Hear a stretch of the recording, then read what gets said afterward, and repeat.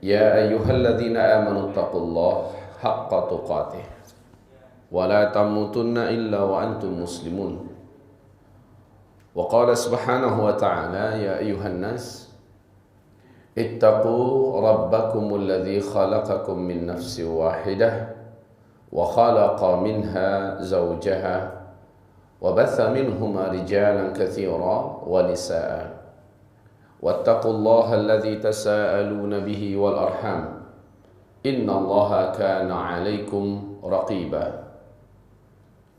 وقال يا أيها الذين آمنوا اتقوا الله وقولوا قولا سديدا يصلح لكم أعمالكم ويغفر لكم ذنوبكم ومن يطع الله ورسوله فقد فاز فوزا عظيما. اللهم ارحمنا بالقرآن.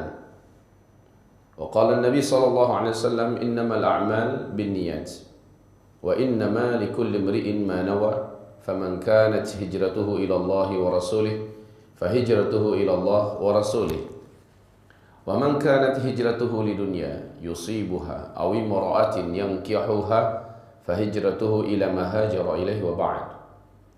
Segala puji dan syukur kepada Allah Subhanahu wa taala atas nikmat iman dan hidayah Islam yang dipercayakannya kepada kita semua.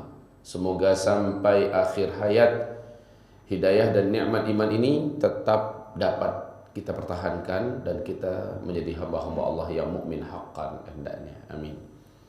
Salawat dan salam kita untuk kekasih Allah Muhammad Rasulullah sallallahu alaihi wasallam, amma ba'du.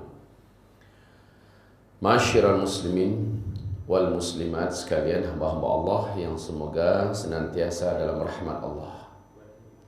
Kajian kita pada siang hari ini tentang tema yang agak jarang disentuh oleh kalangan da'i dan para ulama, menyingkap tentang rahasia alam gaib.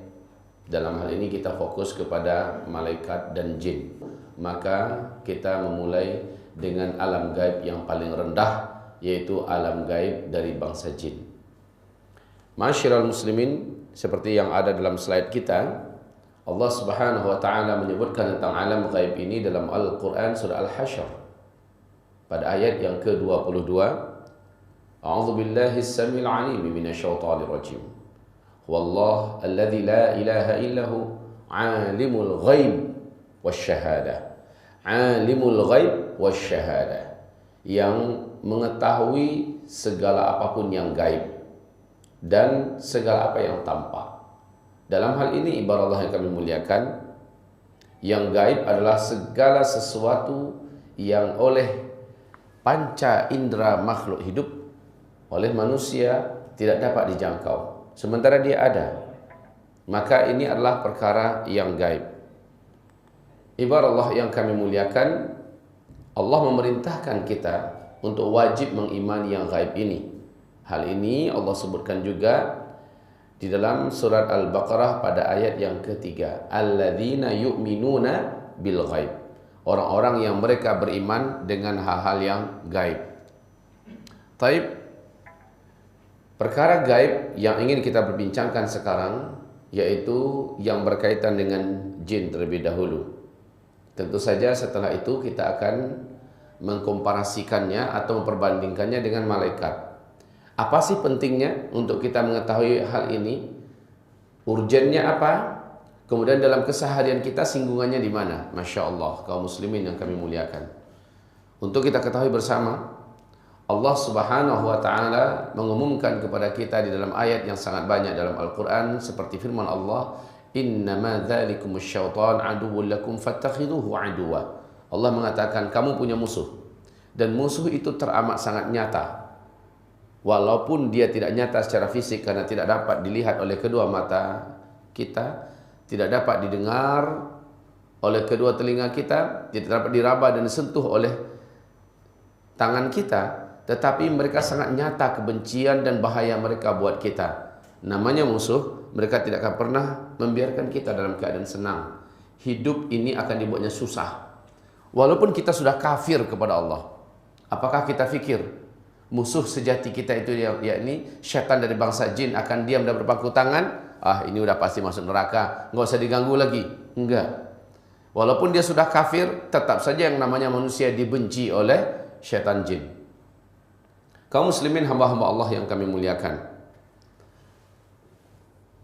sebelum yang bersangkutan dapat digiring dan masuk ke dalam neraka, selama hidup di dunia, secara fisik pun yang bersangkutan akan tetap disakiti oleh syaitan jin ini.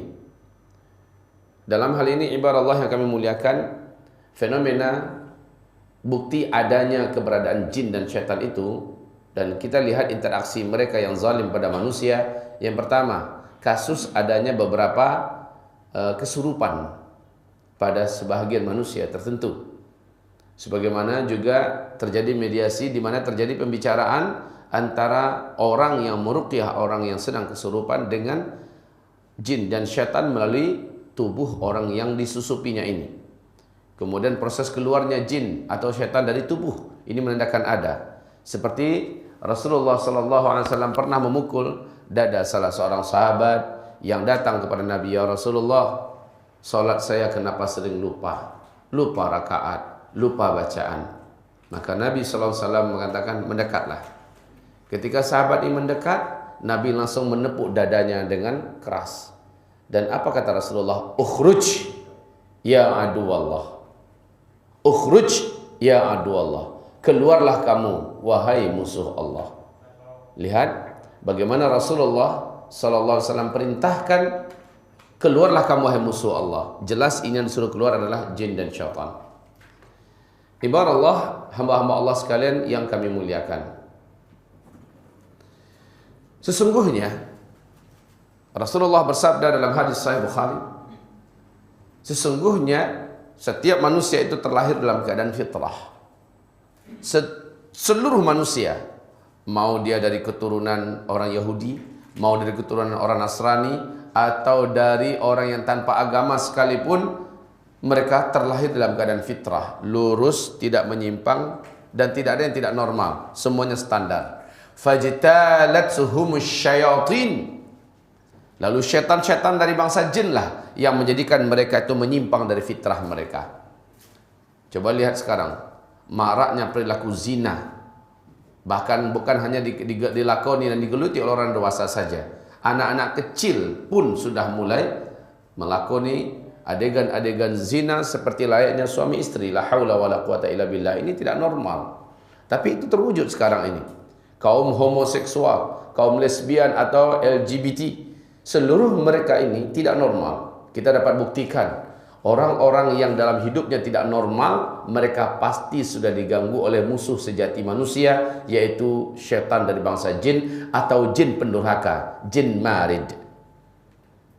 Ma'asyiral muslimin yang kami muliakan, saya pernah suatu ketika di depan Ka'bah 2 tahun yang lalu, bulan Ramadan, 10 hari terakhir. Ada seorang tua yang usianya sudah 93 tahun dari Pakistan, dari Islamabad. Orang tua ini sudah 11 kali dioperasi di berbagai tempat yang berbeda di tubuhnya. Dan dia sudah sangat lemah berjalan, sementara dia umrah sendirian. Saya kasihan melihatnya. Kedua lututnya sulit untuk dibawa melangkah, membawa badannya kemana-mana. Karena dia dekat dengan saya, tiap hari saya bacakan ayat-ayat Allah kepada kedua lututnya. Semoga Allah tidak menjadikan ini ria dan ujub, karena saya menceritakan apa yang saya lakukan pada orang tua ini berdampak positif kepada beliau. Di mana saya teringat 3 hari terakhir menjelang saya berpisah dengan bapak ini, dia sudah sesekali sudah mulai meninggalkan tongkat dan berjalan tanpa tongkat. Padahal sebelumnya dia tidak pernah melepaskan tongkat itu. Inilah dia dampak positif daripada Al-Quran yang diruqyahkan kepada orang. Sesakit apapun orang itu, insya Allah Allah menjamin Al-Quran adalah syifa. Apa yang saya kerjakan ini, beberapa orang yang iktikaf bareng dengan kami memperhatikan. Lalu ada yang mulai konsultasi dengan saya tentang masalah ruqyah, tentang masalah penyakit dan segala macamnya. Saya sampaikan kepada mereka, apabila Bapak Ibu ingin melihat beberapa pembelajaran daripada kami tentang masalah ruqyah dan Al-Quran adalah syifa dan sebagainya, silakan rujuk di YouTube, di mana ada kajian-kajian kita khusus tentang masalah bagaimana sembuh dengan Al-Quran. Hamba-hamba Allah yang kami muliakan, Akhirnya ada seorang lelaki dalam usia 28 tahun. Lelaki ini tinggi, gagah, orang Mesir. Dan dia dekat kepada saya, lalu berkata, mula-mula dia panggil saya Sayyid, ya Sayyidi. Apa yang kau lakukan pada bapak itu? Saya katakan, saya meruqyahnya dengan ayat Allah dan dengan doa-doa Nabi. Lalu beliau berkata, apakah ruqyah ini bisa menghilangkan sebuah kecanduan yang saya sudah benci? Apa kecanduan kamu? Saya tanya. Saya sangat candu dengan rokok. Dan saya benci dengan rokok. Tapi saya tidak bisa melepaskannya. Dia mengatakan, saya datang dari Mesir kemari untuk mengumpulkan uang. Saya mau menikah. Mungkin Tuhan tidak percaya kalau di Mesir itu biaya nikah sangatlah mahal. Maharnya tinggi. Dia nggak tahu kalau saya juga dari alumni Mesir, Al-Azhar. Lalu saya katakan kepadanya, terus gimana? Saya datang kemari untuk cari uang. Niat saya mengumpulkan mahar dan saya ingin menikah. Tetapi bagaimana uang akan terkumpul? Hari demi hari seluruh uang gaji saya habis oleh rokok. Saya baru bisa berhenti merokok hanya ketika sedang tidur, ketika sedang sholat, ya. Bahkan makan pun rela saya telantarkan demi mempertahankan agar tetap saya bisa merokok. Jadi kayaknya nyambung aja terus rokoknya itu. Lalu dia berkata, demi Allah, saya sudah tidak sanggup lagi seperti ini berlama-lama. Saya tahu rokok ini tidak baik, tetapi saya tidak mampu meninggalkannya. Saya sudah mencoba berulang, mencoba dan terus mencoba dan gagal lagi. Saya katakan, apakah ini asli dan murni dari lubuk hati Anda yang paling dalam? Beliau mengatakan, wallah, iya demi Allah, katanya. Kalau begitu kata saya, sini, duduk tepat di hadapan saya. Saya pakai kursi lipat ya, di Tanah Haram itu kan banyak kursi-kursi lipat yang diwakafkan untuk duduk. Ya, saya duduk di atas kursi lipat itu, saya persilahkan anak muda ini untuk duduk tepat di hadapan saya dan sama-sama kami menghadap ke arah kiblat. Ka'bah jaraknya kurang lebih 75 meter dari kami. Saya letakkan telapak tangan kanan saya di dadanya, kemudian telapak tangan kiri di ubun-ubun kepalanya, lalu mulut saya dekatkan ke telinganya, yang sebelah kanan saya mulai membacakan ayat-ayat Allah SWT. Di tengah-tengah itu saya katakan dengan beberapa kalimat dengan bahasa Arab tentunya, wahai musuh Allah, kamu yang bersarang dalam tubuh pemuda ini, saya perintahkan kamu dengan nama Allah keluar. Pemuda ini tidak suka dengan kamu dan juga tidak menginginkan kamu lagi. Maka dengan ayat-ayat Allah, saya perintahkan kamu keluar dari tubuh lelaki ini. Suara saya pelankan agar tidak mengganggu orang-orang yang sedang tidur siang. Jadi ini kira-kira jam 2, jam setengah 3 ya. Ruqyah ini berlangsung tidak lama. Kalau saya tidak khilaf, paling-paling hanya 25-30 menit. Tidak lama. Penghujung ruqyah, telapak tangan saya yang ada di dadanya ini saya gedorkan di dadanya. Sambil sesekali saya katakan, ukhruj ya adu Allah. Ukhruj ya adu Allah. Karena saya yakin, pemuda ini mencintai rokok di mana asap dimasukkannya ke dalam mulutnya. Sementara dia benci dengan rokok. Tetapi dia tidak mampu meninggalkan rokok. Semacam ada dorongan yang begitu kuat untuk tetap merokok. Nah, saya yakin ini bukan dia lagi. Yang mencintai rokok itu bukan lagi si pemuda. Tetapi sudah ada makhluk lain yang menjadikan dia ketergantungan dengan rokok.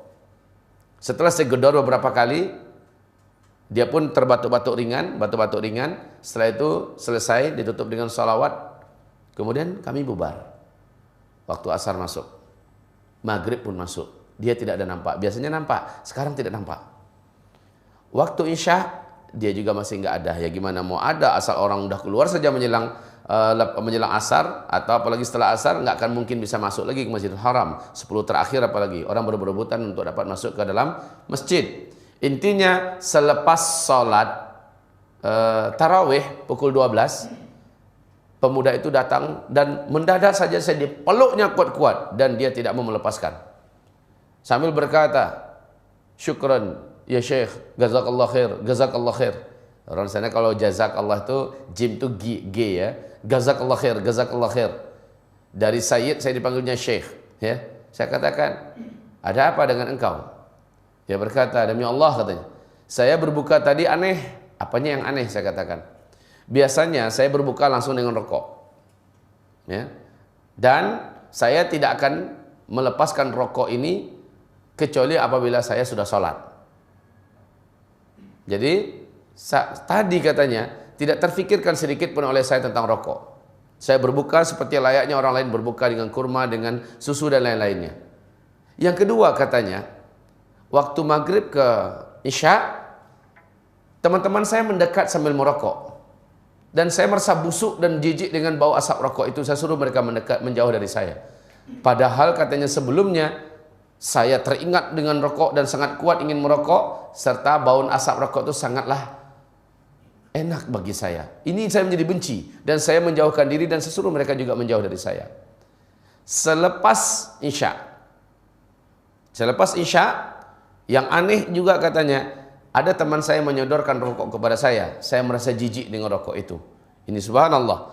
Nah ini kaum muslimin, adanya sesuatu yang menyimpang daripada normalnya manusia. Coba, rokok itu pada hakikatnya normal nggak?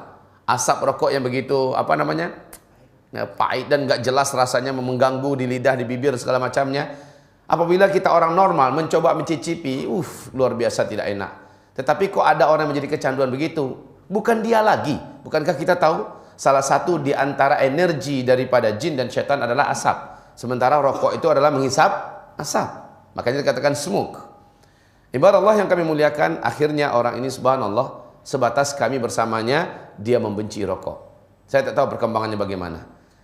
Ini menandakan apa? Ketika diusir ukhruj ya aduallah, persis seperti Rasulullah SAW mengusir jin atau syaitan yang mengganggu sahabatnya sehingga tidak susah untuk mendapatkan khusyuk dalam solat. Selalu pecah dan buyar konsentrasinya, teringat yang macam-macam dalam solat. Bahkan banyak lupa-lupa dalam rakaat dan segala macamnya. Ketika dipukul dadanya oleh Nabi, ukhruj ya aduallah, ini menandakan syaitan itu ada dalam tubuh manusia. Dan memanglah kata Rasulullah SAW, sesungguhnya inna syaitan yajri fi ibni adam majrad dam fadayyiquhu bis-shaum. Sesungguhnya syaitan itu di dalam tubuh manusia adanya di dalam aliran darah, kata Rasul. Dan dia berpindah-pindah dari bagian tubuh manapun sesuai dengan peraliran darah. Fadayyiquhu bis-shaum. Maka persempitlah para setan-setan itu mengalir di darah kamu dengan saum, dengan puasa. Ibarat Allah yang kami muliakan. Sekarang pembahasan kita, siapakah sebenarnya jin ini? Ingat ya, makhluk berakal yang Allah ciptakan itu cuma 3. Malaikat, manusia, dan jin. Enggak ada yang lain. Ustaz, bagaimana dengan setan? Bagaimana dengan iblis? Saya akan jelaskan perbedaan antara setan dengan iblis ini. Kaum muslimin yang kami muliakan. Secara sederhananya, iblis adalah seperti firman Allah, kana minal jin. Iblis itu adalah satu bahagian daripada bangsa jin. Syaitan adalah seluruh jin-jin yang kafir kepada Allah. Jin-jin yang tidak mau masuk ke dalam agama Allah. Kemudian mereka bergabung dengan bala tentara, menjadi bala tentara iblis. Bergabung dengan kerajaan iblis, maka dialah yang disebut dengan setan. Agar dapat dibedakan, seluruh bangsa gaib selain malaikat hanyalah jin. Hanyalah jin. Ibarat Allah yang kami muliakan, iblis hanya satu orang, dan inilah yang disuruh sujud kepada Adam, dia tidak mau. Namanya Azazil oleh Al-Hafiz Ibnu Katsir di dalam kitab tafsirnya saat menguraikan tentang siapa sesungguhnya iblis. Dia adalah Azazil, bangsa jin yang paling soleh, paling taat, dinaikkan derajatnya oleh Allah setingkat dan selevel dengan para malaikat. Lalu ketika Allah menghabisi seluruh jin-jin yang ada di muka bumi, maka iblis ini menghasung para malaikat agar Allah tidak usah lagi melanjutkan penciptaan makhluk baru di muka bumi. Tetapi Allah Subhanahu wa taala berkata, saya punya rencana dengan ilmu saya yang kalian tidak tahu. Setelah Adam diciptakan, diberi bekal ilmu yang Masya Allah. Nah firman Allah, orang yang macam ini, orang yang berilmu macam ini tidak akan melakukan kerusakan seperti bangsa jin melakukan sebelumnya. Lalu Allah Subhanahu wa taala perintahkan seluruh malaikat termasuk Azazil agar sujud kepada Adam. Namun seluruh malaikat sujud kecuali Azazil. Dia enggan. Aba wastakbar wa kana minal kafirin. Ya. Wa idh qulna lil malaikati isjudu li Adam fasajadu illa iblis. Seluruh malaikat sujud. illa iblis. Yang tidak mau adalah iblis. Iblis ini di ayat yang lain Allah mengatakan wa kana minal jin. Iblis itu termasuk dari bangsa jin. Nah, kaum muslimin yang kami muliakan, jin pada masa dulu sebelum Adam diciptakan persis seperti kita. Maksudnya berjasad kasar. Punya panca indera yang kasar, ya. Belum lagi digaibkan oleh Allah Subhanahu wa taala. Ini satu-satunya jin yang tidak membangkang kepada Allah Subhanahu wa taala hanyalah Azazil yang dinaikkan ke langit. Setelah iblis, seluruh setan-setan, seluruh jin-jin yang ada di muka bumi dihabisi, iblis Azazil tidak mau sujud bersama dengan para malaikat kepada Adam. Allah berikan nama baru kepada si Azazil, namanya adalah Iblis. Lalu Allah usir iblis. Ukhruj minha, keluar kamu dari surgaku ini. Tidak pantas bagi hambaku yang ada tinggal dalam surga sementara dalam hatinya ada rasa sombong. Setelah iblis keluar, dia mendendam, lalu berdoa kepada Allah. Dia berdoa dan Allah kabulkan doanya. Doa iblis adalah, ya Allah, panjangkan umur hamba sampai hari kiamat. Allah kabulkan. Doa iblis yang kedua, ya Allah, izinkanlah hamba dan bangsa hamba dapat melihat manusia sementara mereka tidak dapat melihat bangsa kami. Allah pun mengabulkan. Iblis minta yang ketiga, izinkan hamba memperbanyak calon penghuni neraka dari kalangan anak cucu Adam ya Rabbal Alamin. Allah pun membenarkan dan mengizinkan, mengabulkan doa iblis ini. Masya Allah. Iblis dia kalau perlu apa-apa dia mintanya sama Allah. Lah kalau orang sekarang sempat perlu apa-apa enggak ke Allah, dia minta kalah iblis sama dia tuh. Kaum muslimin yang kami muliakan, ini yang iblis. Syaitan siapa lagi? Syaitan adalah seluruh makhluk yang menyesatkan hamba-hamba Allah dari jalan Allah. Ini syaitan. Dan syaitan itu terbagi dua. Silakan perhatikan kepada whiteboard. Apa ini tidak boleh bisa ditayangkan ke whiteboard. Perhatikan kepada whiteboard. Halo.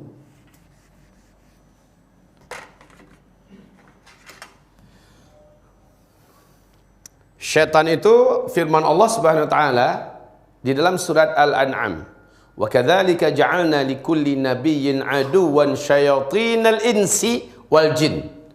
Syayatinal ins. Ini syayatin.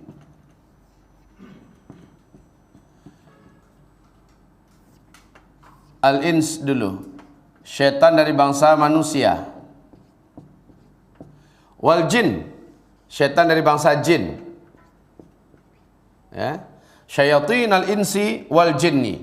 Ini adalah dari bangsa manusia dan ini dari bangsa jin. Nah, kaum muslimin, syaitan itu, syaitan jamak daripada syaitan. Syayatin jamak daripada syaitan. Oh. Enggak ada, pena hitamnya enggak ada.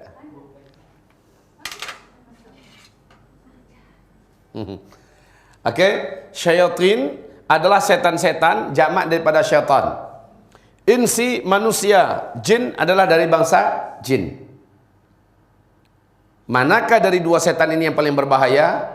Kalau menurut firman Allah di surat Al-An'am ini, dan para ulama Ahlussunnah wal Jamaah juga mengatakan, syaitan dari bangsa jin hanya mampu nyakitin dan ngancam. Sementara setan dari bangsa manusia hanya mampu sampai ke tingkat merealisasikan ancamannya, bahkan sampai ke tingkat membunuh dan sebagainya. Baik, kita fokus pada bangsa jin. Jadi, syaitan adalah seluruh makhluk Allah yang menyesatkan hamba-hamba Allah dari jalan Allah. Setan manusia bisa jadi dia adalah orang yang ngaku kiai, Pak Ustadz. Bisa jadi dia adalah bos, penguasa. Bisa jadi dia adalah suami, istri. Bisa juga dia berbentuk seperti orang-orang para pemikir cendekiawan dan lain-lainnya. Kaum muslimin, syaitan dari bangsa manusia dan syaitan dari bangsa jin. Nah, ini sudah jelas. Seluruh makhluk jin yang kafir kepada Allah lalu bergabung dengan kerajaan iblis di tengah laut. Kemudian mereka berbaiat kepada iblis. untuk menyesatkan anak cucu Adam sebanyak-banyaknya agar menjadi ahli neraka, maka ini disebut dengan setan jin. Oke, kaum muslimin, kita sedang berbicara tentang jin. Kita tidak sedang berbicara tentang setan manusia. Kita sedang berbicara tentang jin. Kata jin ini di dalam bahasa Arab adalah sesuatu yang tersembunyi. Makanya janin itu kan dari bahasa janana. Jin juga daripada jin nun, dari jim nun nun, ya. Sesuatu yang tersembunyi. Jannah yang diartikan dengan surga, saking lebat dan tebalnya pohon-pohonan yang ada, daun-daunan yang ada dalam surga, makanya surga itu disebut dengan jannah. Janin itu adalah sesuatu yang tersembunyi di dalam perut berlapis-lapis, ya, makanya disebut dengan janin, saking tersembunyinya. Jin sangat tersembunyi dari panca indera makhluk manusia yang bertubuh berwujud kasar ini. Nah, ibarat Allah yang kami muliakan, Allah Subhanahu wa taala menyebutkan bahwa mereka terhalang dari dapat dijangkau oleh panca indera kita, bangsa jin ini. Tapi mungkinkah jin ini menampakkan diri, atau mungkinkah kita melihat bangsa jin? Jawabannya, sepakat para ulama Ahlussunnah wal Jamaah mengatakan tentang masalah jin. Saya rekomendasikan, tolong cari di toko-toko buku tentang buku yang ini. Buku rujukan utama di Timur Tengah seputar jin. Judulnya adalah Ruqyah kalau diterjemahkan ke bahasa Indonesia oleh Syekh Wahid Abdus Salam Bali. Ini insyaAllah ta'ala buku yang syarat dan padat informasi berkaitan dengan alam gaib, yakni bangsa jin. Silakan kaum muslimin, jin itu dapat memindahkan dirinya ke alam manusia sehingga dapat dilihat oleh manusia. Ya, Allah izinkan. Tapi mereka Allah takdirkan hanya dalam beberapa bentuk. Ada yang berbentuk ular, ada yang berbentuk anjing, ada yang berbentuk kucing, ya. Binatang-binatang tertentu yang disebut oleh Nabi Muhammad sallallahu alaihi wasallam. Sehingga kalau ada nampak ular di tempat yang enggak normal, di rumah kita, rumah bersih. Bisa jadi lantai 2 atau lantai 3. Di dalam rumah ketemu oleh kita ular melingkar berwarna hitam. Kan nggak normal, maka jangan langsung dibunuh tuh ular. Kata Rasulullah SAW, perintahkan dia keluar. Sebutkan nama Allah, ingatkan perjanjiannya dengan Nabi Sulaiman, suruh dia keluar. Kalau itu jin, dia keluar. Dari lubang mana dia keluar? Kadang-kadang aneh Pak, dia masuk ke arah dapur, tahu-tahu kita lihat lagi ke dapur, dia sudah nggak ada. Begitu cepatnya dia hilang. Kadang-kadang di atas dipan, tempat tidur. Nah, pernah sahabat saat dia pulang dari perang, ditemukannya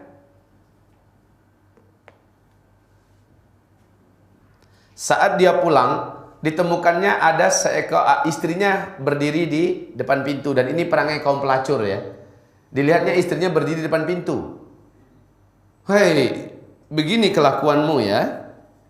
Suami kau tak ada, kau sudah berdiri di depan pintu. Ya, kalau bahasa orang-orang zaman jahiliyah dulu Pak, itu adalah isyarat wanita mempersilahkan kaum lelaki yang berselera, ya, para hidung belang untuk masuk ke rumahnya, dia siap melayani. Bahasanya begitu.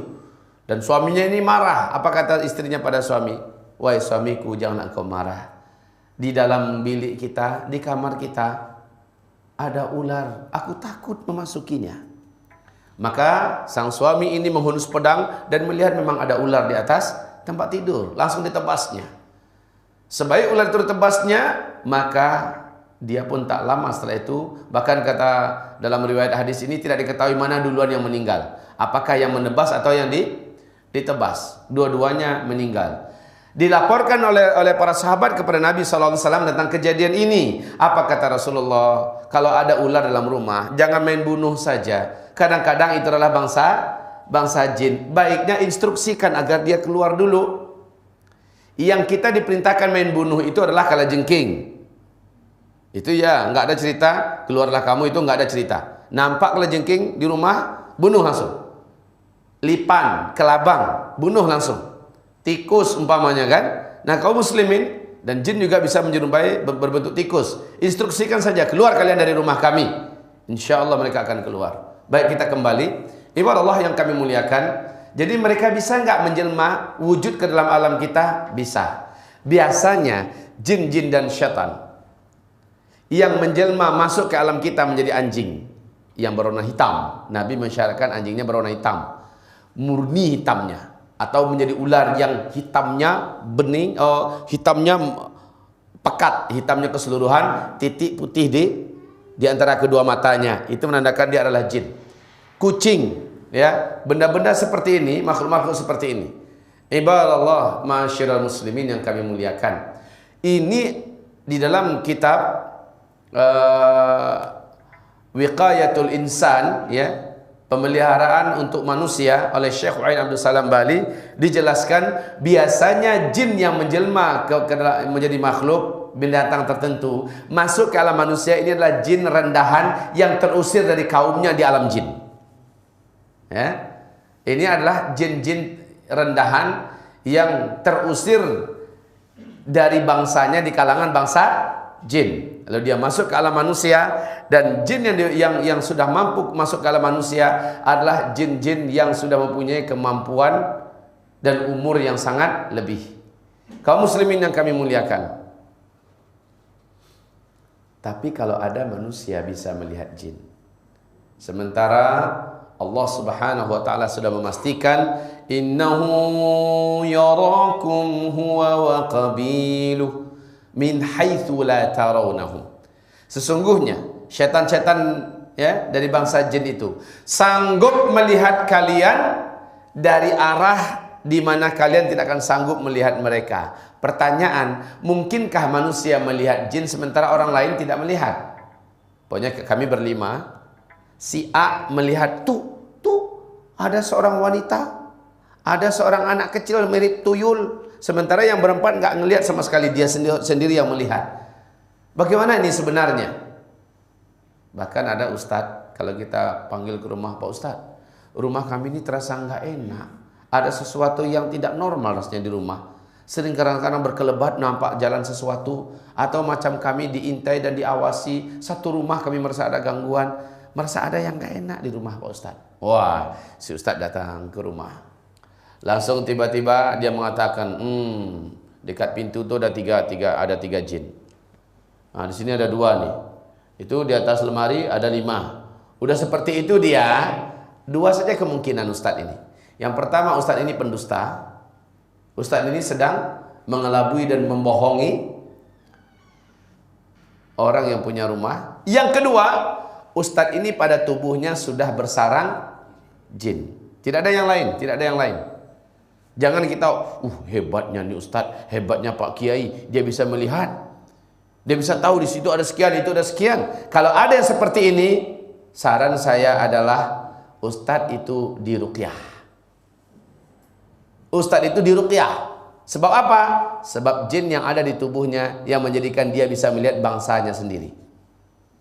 Kalau kita dengan mata normal ini tidak akan pernah mampu melihat jin dan syaitan. Abadan. Nah, fenomena di mana ada jin-jin tertentu yang semua orang bisa melihat. Dia bisa melihat muncul di sini, bisa berbicara dalam 1-2 menit pokoknya, lalu menghilang. Tiba-tiba ada muncul lagi di situ. Ya.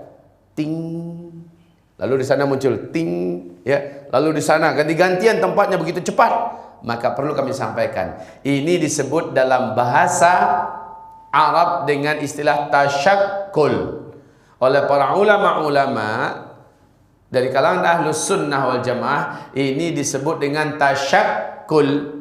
Tasyakkul itu adalah jin meninggalkan dimensi alamnya, menembus ke alam kasar yang lamban dan berat, itu alam manusia. Dan saat itu adalah titik terlemah di mana jin masuk ke alam kita. Bapak Ibu, Bu, saya yakin sesuai dengan kita tonton di TV-TV dan yang kebanyakan berada di masyarakat kita, kalau ada seseorang melihat penampakan di dalam biliknya, yang akan dilakukan orang ini apa? Apa yang akan dilakukan orang ini, Pak? Pasti menjerit, ya. Kalau enggak menjerit, terkencing di celana. Kan seperti itu gayanya kan. Kalau wanita langsung tuh, wah! Suatu hal yang, maaf ya, yang bodoh kalau itu dibuat. Sebab apa? Ketika jin, setan menampakkan diri ke alam kita, maka percayalah, dalam khayalan kita kan selama ini mereka nggak bisa disentuh. Kalau kita sentuh macam megang bayang-bayang, tidak benar. Ketika mereka masuk ke alam kita, dia masuk dalam hukum alam kita. Dia memang berwujud kasar dan bisa ditangkap. Ini hakikat. Dan saat itulah titik terlemah dia. Sebab apa? Saya katakan pada Bapak Ibu, Jackie Chan itu jagoan nggak? Jagoan. Memang ahli kungfu kan? Ahli bela diri. Ya. Tony Jaa jago nggak? Hah? Tony Jaa. Siapa yang nggak kenal dengan jagoan Tony Jaa? Hah? Kemudian Jet Li jago nggak? Jago memang, ahli bela diri. Tapi jagonya di mana? Jagonya di alam dia, ya kan? Di daratan ini, di alam dia. Coba sekarang Tony Jaa, Jet Li yang lain-lain itu lemparkan dia ke laut, suruh kelahi dengan ikan hiu. Menang mana? Menang mana? Ikan hiu itu bisa bersilat, bisa kungfu nggak?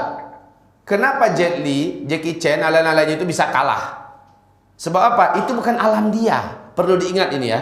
Itu bukan alam dia. Di alam yang bukan alamnya, alam itu sangat menyiksa. Sejago-jago ahli renang, ahli selam, berapa lama sih dia mampu menyelam? Berapa lama mampu menyelam? Paling hanya 5 menit, ya. Paling hanya 5 menit, paling lama. Itu udah hebat bener tuh orang. Kalau sanggup menyelam selama 5 menit, pasti dia akan muncul karena dia memerlukan alamnya kembali. Dan semasa dia dalam air, gerakannya lamban. Dia akan menjadi mangsa makhluk-makhluk berbahaya yang ada di dalam air itu. Nah sekarang kebalikan. Seorang ibu pegang pisau dapur, disuruh berhadapan dengan ikan hiu yang paling ganas, tetapi ikan hiu itu dilemparkan ke dapur. Ibu pegang pisau dapur, menang mana kelahi itu? Hah? Pasti menang ibu.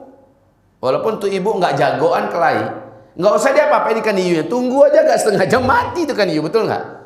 Apalagi kalau ibu ini menusukkan pisau tadi. Jagonya ikan hiu hanya di alamnya. Tapi kalau sudah masuk ke alam kita, dia menjadi mangsa kita, dia menjadi korban kita. Betul? Begitulah hakikatnya kita dengan jin di alam jin.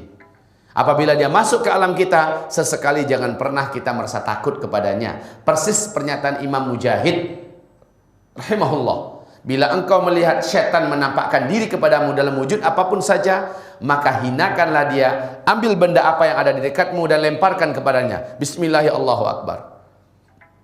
Kalau Nabi Muhammad Pak, dalam sholat tahajudnya, beliau diganggu oleh syaitan.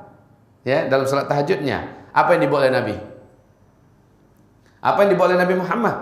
Langsung dicengkramnya dengan tangannya, kemudian dipegangnya leher daripada setan tersebut. Setan tersebut mengecil sampai lehernya,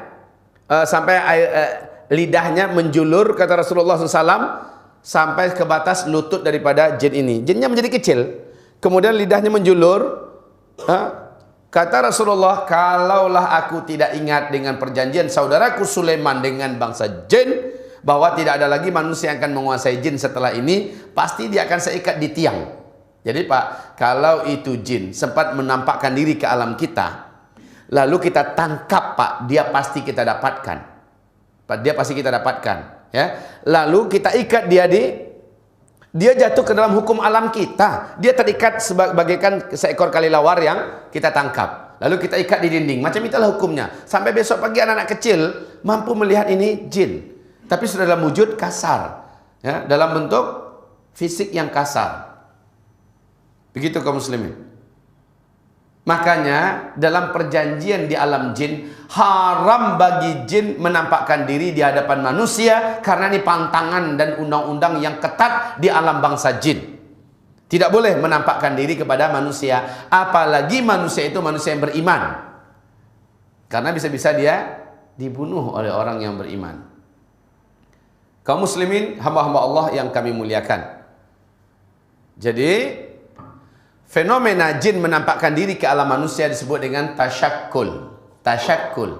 Jin manakah yang mampu menampakkan diri kepada manusia? Hanyalah jin yang usianya sudah ratusan tahun, bahkan ribuan tahun. Jin ini dapat mati. Seluruh jin yang ada, setan yang ada dapat mati. Dan kita bisa membunuhnya, Pak. Jika kita menginginkan, saat dia mengganggu kita, kita bisa membunuhnya. Allah berikan kita senjata. Salah satunya surat Al-Baqarah ayat kursi. Ini bisa membakarnya. Ini bisa menghanguskannya sehangus-hangusnya. Sangat banyak kisah. Di sini didapatkan, silakan cari kitab ini. Di sini didapatkan penjelasan dalam hadis-hadis Nabi yang sahih, di dalam sejarah para ulama salaf, di mana jin dan setan ternyata dapat dibunuh.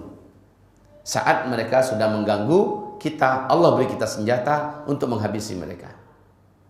Kaum muslimin, hamba-hamba Allah yang kami muliakan, yang dapat menampakkan diri ke alam kita hanyalah jin-jin yang usianya sudah lanjut, sudah kuat. Ibaratnya itu sudah senior, sudah pakar dan ahli untuk mengganggu manusia. Ya, dia sudah mampu beradaptasi. Karena Bapak Ibu, saat jin dan setan itu masuk ke alam kita, bagi mereka ini adalah penyiksaan.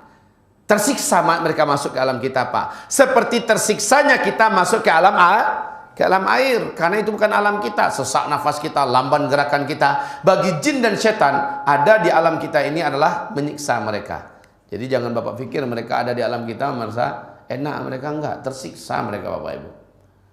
Hamba-hamba Allah yang kami muliakan. Nah, asal penciptaan jin, di sini Allah firmankan di dalam Al-Quran, surat Al-Hijr, surat 2, surat Al-Hijr, ayat 26-27, bahwa jin Allah ciptakan daripada naris samum, dari api yang teramat sangat panas. Dari itu jin Allah SWT ciptakan, jadi dari api. Perbandingannya dengan malaikat nanti, malaikat dari nur. Dan nur ini jauh lebih murni daripada api. Api adalah bendanya, api adalah zatnya, sementara nur adalah sifatnya. Oleh karena itu, jin bisa nggak melihat malaikat? Tidak. Tapi seluruh malaikat bisa melihat jin. Apakah jin sanggup mengalahkan malaikat? Sampai bertanduk kucing itu nggak akan pernah jin bisa mengalahkan malaikat. Sebab apa? Insya Allah kita jelaskan. Kalau malaikat itu bersatulah jin dan manusia, nak mengalahkan satu malaikat saja tidak akan pernah malaikat Allah bisa dikalahkan. Allah mengatakan malaikat ini adalah makhluk yang sangat perkasa. Bapak akan lihat perbanding. Kalau jin itu, Pak, saking kecilnya dia bisa masuk ke dalam pori-pori kita, melalui pori-pori kita untuk menembus masuk ke dalam tubuh kita. Dan dia bisa berada dalam aliran darah kita. Coba Pak, jin itu kecil. Saya katakan jin itu kecil, bukan berarti seperti yang ditontonkan di TV-TV. Masukkan jin, ambil jin, kemudian masuk dalam botol. Hah? Nampak? Benar nggak itu? Benar nggak itu? Dibohongin.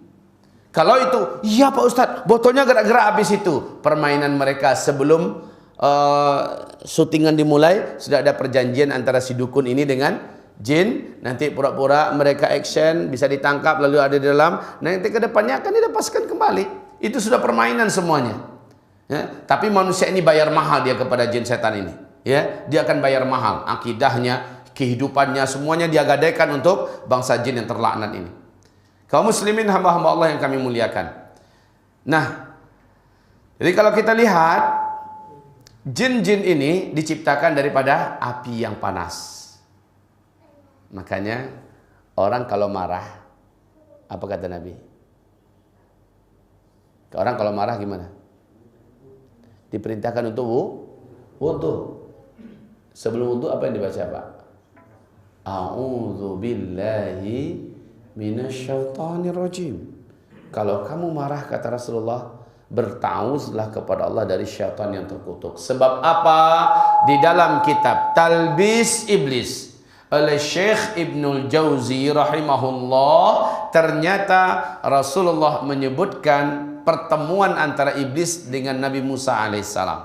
Apa kata iblis kepada Musa setelah Musa menolong iblis dalam hal mendoakan kepada Allah?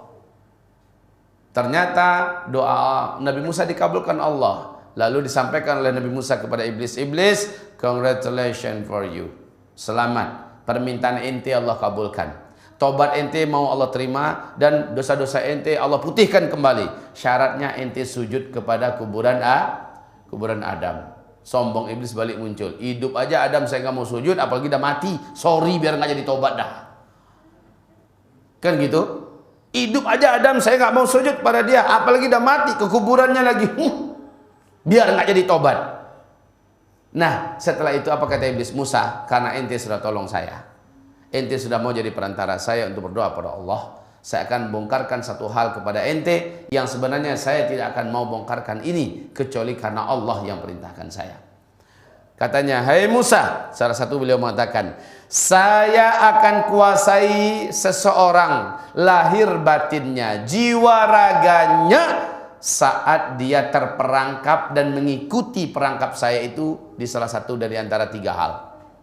Yang pertama katanya, kalau seorang itu telah berdua-duaan dengan lawan jenisnya yang bukan mahramnya, saya akan menjadi yang ketiga di antara mereka. Ini yang pertama. Yang kedua, hai Musa, ketika seseorang marah, emosinya meledak, lalu ia perturutkan emosi itu, saat itu saya masuk ke dalam darahnya dan saya ada di dalam darahnya dan saya ada di matanya, kata iblis ini. Maknanya apa? Maknanya orang kalau marah Pak dan dia perturutkan marahnya, enggak dia kontrol marahnya, setan akan kuasai dia dan mereka ada dalam darah. Setan itu kecil, dia ada dalam darah. Makanya kata Nabi, sesungguhnya setan-setan itu mengalir di tubuh kamu dalam aliran darah. Persempitlah oleh kamu, Pak. Bu, ibu boleh praktekkan, Bu. Kalau ada orang yang agak kurang normal kesehatannya, dicek ke dokter nggak ketemu penyakitnya apa, sementara dia menjerit-menjerit kesakitan segala macamnya, itu pastikan ada jin di dalam tubuhnya. Ruqyah dia, bacakan saja ayat Allah. Niatkan untuk mengusir jin dan setan yang ada dalam tubuhnya. Nanti Bapak Ibu akan melihat hal yang aneh terjadi. Mungkin sebesar kelereng, ada yang jalan-jalan di pembuluh darah sini, atau ada yang denyut di bagian tangan tertentu, atau di bagian pahanya, di bagian betisnya dan sebagainya. Bapak Ibu akan melihat hal yang unik-unik, yang aneh-aneh. Atau di perutnya semacam ada sebesar bola pingpong, bergerak-gerak dan lari-lari dengan cepat. Itu nampak oleh kita dan terasa oleh yang punya badan. Menandakan apa? Ada bangsa jin di dalam tubuh orang ini. Dan jin kalau sudah masuk dalam tubuh seseorang, dia akan jadikan orang itu ke arah tidak normal. Kalau sakit, sakitnya nggak normal. Kalau punya selera, seleranya tidak normal. Ya, ada penyimpangan. Fajtalathumush syayatin, maka setan-setanlah yang menjadikan mereka menyimpang dan tidak normal. Jadi jin dan setan itu diciptakan oleh Allah dari narsamum, dari api yang sangat panas. Baik. Ibadallah, ma'asyiral muslimin yang kami muliakan. Antara beda jin, setan dan iblis saya sudah sampaikan. Kalau ada yang ragu, boleh ditanyakan nanti, Ustaz, begini, apa sebenarnya, silakan untuk ditanyakan. Taib ibadallah yang kami muliakan. Apakah seluruh jin jahat? Oh tidak. Jin itu ada yang baik, ada yang fasik, ada yang jahat. Apakah seluruh jin itu setan? Tidak. Seluruh setan pasti jin, tapi tidak seluruh jin adalah setan. Ya Bu ya. Seluruh setan pasti jin, tapi tidak seluruh jin itu adalah setan. Ya. Ibarat Allah yang kami muliakan, ada setan yang beriman, jin-jin yang beriman itu ada. Jin yang beriman, ya, jin yang masuk Islam. Kayak kita ketika Allah berfirman, "Wa ma khalaqatul jinna wal insa illa liya'budun." Aku tidak ciptakan jin, aku juga tidak ciptakan manusia, illa liya'buduni, kecuali agar mereka beribadah kepada aku. Berarti di antara jin juga ada yang menyembah Allah, beriman kepada Allah, masuk dalam Islam, bersyahadat. Bahkan dalam surah Ar-Rahman Allah memastikan penghuni surga bukan hanya manusia, tetapi juga adalah bangsa jin yang juga beriman dan menyembah Allah semasa hidup di dunia. Namun jin sekali lagi persis dengan kita. Mereka juga ada yang preman, Pak. Ada yang preman. Dikatakan muslim-muslim tapi ganggu itu hobi. Mencuri suka, ya. Kemudian nyakitin orang, nakut-nakutin orang, ya, khususnya anak cucu Adam, itu dia suka, apalagi pada orang yang takut kepadanya. Setan-setan yang nakal tuh Pak, kalau ada manusia takut dengan jin, waduh, jin yang kayak gitu tuh iseng banget tuh ke orang. Kalau ada orang takut dengan jin, maka jin paling suka dengan orang yang takut kepadanya. Apa dalilnya? Ketika mereka berkata, dan Rasulullah bersabda, sesungguhnya para jin dan syaitan berkata. Dalam Al-Quran juga Allah sebutkan begitu, surah Al-Jin ya, bahwa sesungguhnya kami takut dengan bangsa manusia. Tetapi ketika kami melihat mereka yang takut kepada kami, maka kami mangsa mereka. Sesungguhnya jin itu takut dengan kita. Tapi ketika dilihatnya kita yang takut pada mereka, kami mangsa mereka. Ya, mereka pun diperbudak, mereka pun dipermainkan dan dihinakan. Jin berkembang biak Pak, bisa kawin. Jin betina dengan jin jantan. Oh ya, satu hal yang belum saya sebutkan. Jin itu makin baik kelakuannya, makin taat dia, maka semakin baik bentuk rupanya. Sebaik-baik rupa jin tetap saja kalau nampak oleh kita dalam wujud aslinya Pak, takut kita ngelihat, nggak asik sedikit pun. Jin semakin dia jahat, maka semakin buruk bentuknya. Jadi kejahatan itu langsung berekses kepada penampilannya, wajahnya, bentuk fisiknya, segala macamnya. Makin dia jahat, makin buruklah penampilannya. Nah, kaum muslimin yang kami muliakan, mereka berkembang biak. Mereka punya syahwat persis seperti kita. Dan ingat, menurut bangsa jin, Bu, kita ini khususnya ibu-ibu, bagi mereka ibu-ibu ini secantik bidadari. Saya laki-laki, walaupun dah tua, bagi bangsa jin yang betina, saya ini masih seksi bagi mereka. Bapak kami yang tua, ya, walaupun sudah umur 60 tahun Pak, bagi bangsa jin, bapak ini masih seksi bagi mereka. Syahwat mereka ngelihat kita Pak. Bu, makanya Nabi mengajarkan, jangan biasakan telanjang-telanjang, khususnya di kamar mandi. Ya, masuk itu baca doa. Allahumma inni a'udzubika minal khubuthi wal khaba'ith. Lindungi hamba ya Allah dari jin betina dan jin jantan. Dari jin jantan dan jin betina. Kalau jin jantan Pak, ngelihat wanita manusia telanjang masuk atau di dalamnya telanjang, waduh, di foto-fotonya itu, dan mereka ngirim di WhatsApp mereka pindah-pindah. Iya serius Pak. Kalau kita yang telanjang Pak, waduh, ngiler itu jin-jin betina. Ngiler. Dan mereka berusaha bagaimana kita bisa dinikmatinya. Caranya adalah mereka berusaha untuk bergabung ketika kita menjimai istri kita atau ketika kita berjima dengan suami kita, maka dia mencoba menikmatinya. Makanya Nabi mengajarkan lagi baca doa sebelum berhubungan intim. Allahumma jannibish syaitana 'anna wa jannibish syaitana ma razaqtana. Allah perintahkan baca doa ini, maka tidak ada jin dan setan yang mampu ikut join dalam hubungan intim suami istri yang kita lakukan. Jadi betapa malang para suami para istri, saking semangatnya baru malam pertama dia tidak memakai adab-adab. Padahal adab ini dipakai sejak dia malam pertama sampai malam terakhir.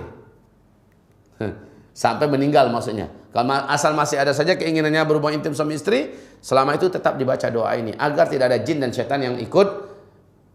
Nah, Bapak Ibu yang kami muliakan, ini banyak beberapa rahasia yang ingin saya sampaikan kepada Bapak Ibu. Jin dan setan ini bisa nggak kawin dengan manusia? Bisa nggak kawin dengan manusia? Baca di sini. Juga dalam buku Syekh Ahmad Salim, ya, di sana diajarkan tentang ensiklopedia pengobatan Islam, di mana ensiklopedia pengobatan Islam ada bahagian daripada pembahasan jin secara tuntas. Ternyata jin itu bisa kawin dengan manusia. Kawin dengan manusia.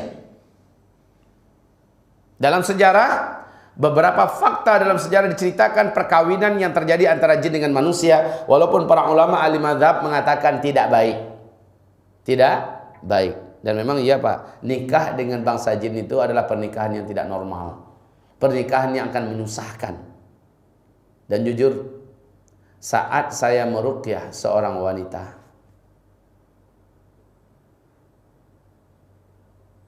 jinnya bicara. Saya kenal dengan Ustaz. Saya adalah seorang wanita jin beragama Hindu dari Bali. Saya adalah ratunya para jin di daerah Bali. Saya adalah putri daripada Raja Jin Bali yang bernama Anu. Dia perkenalkan juga namanya siapa.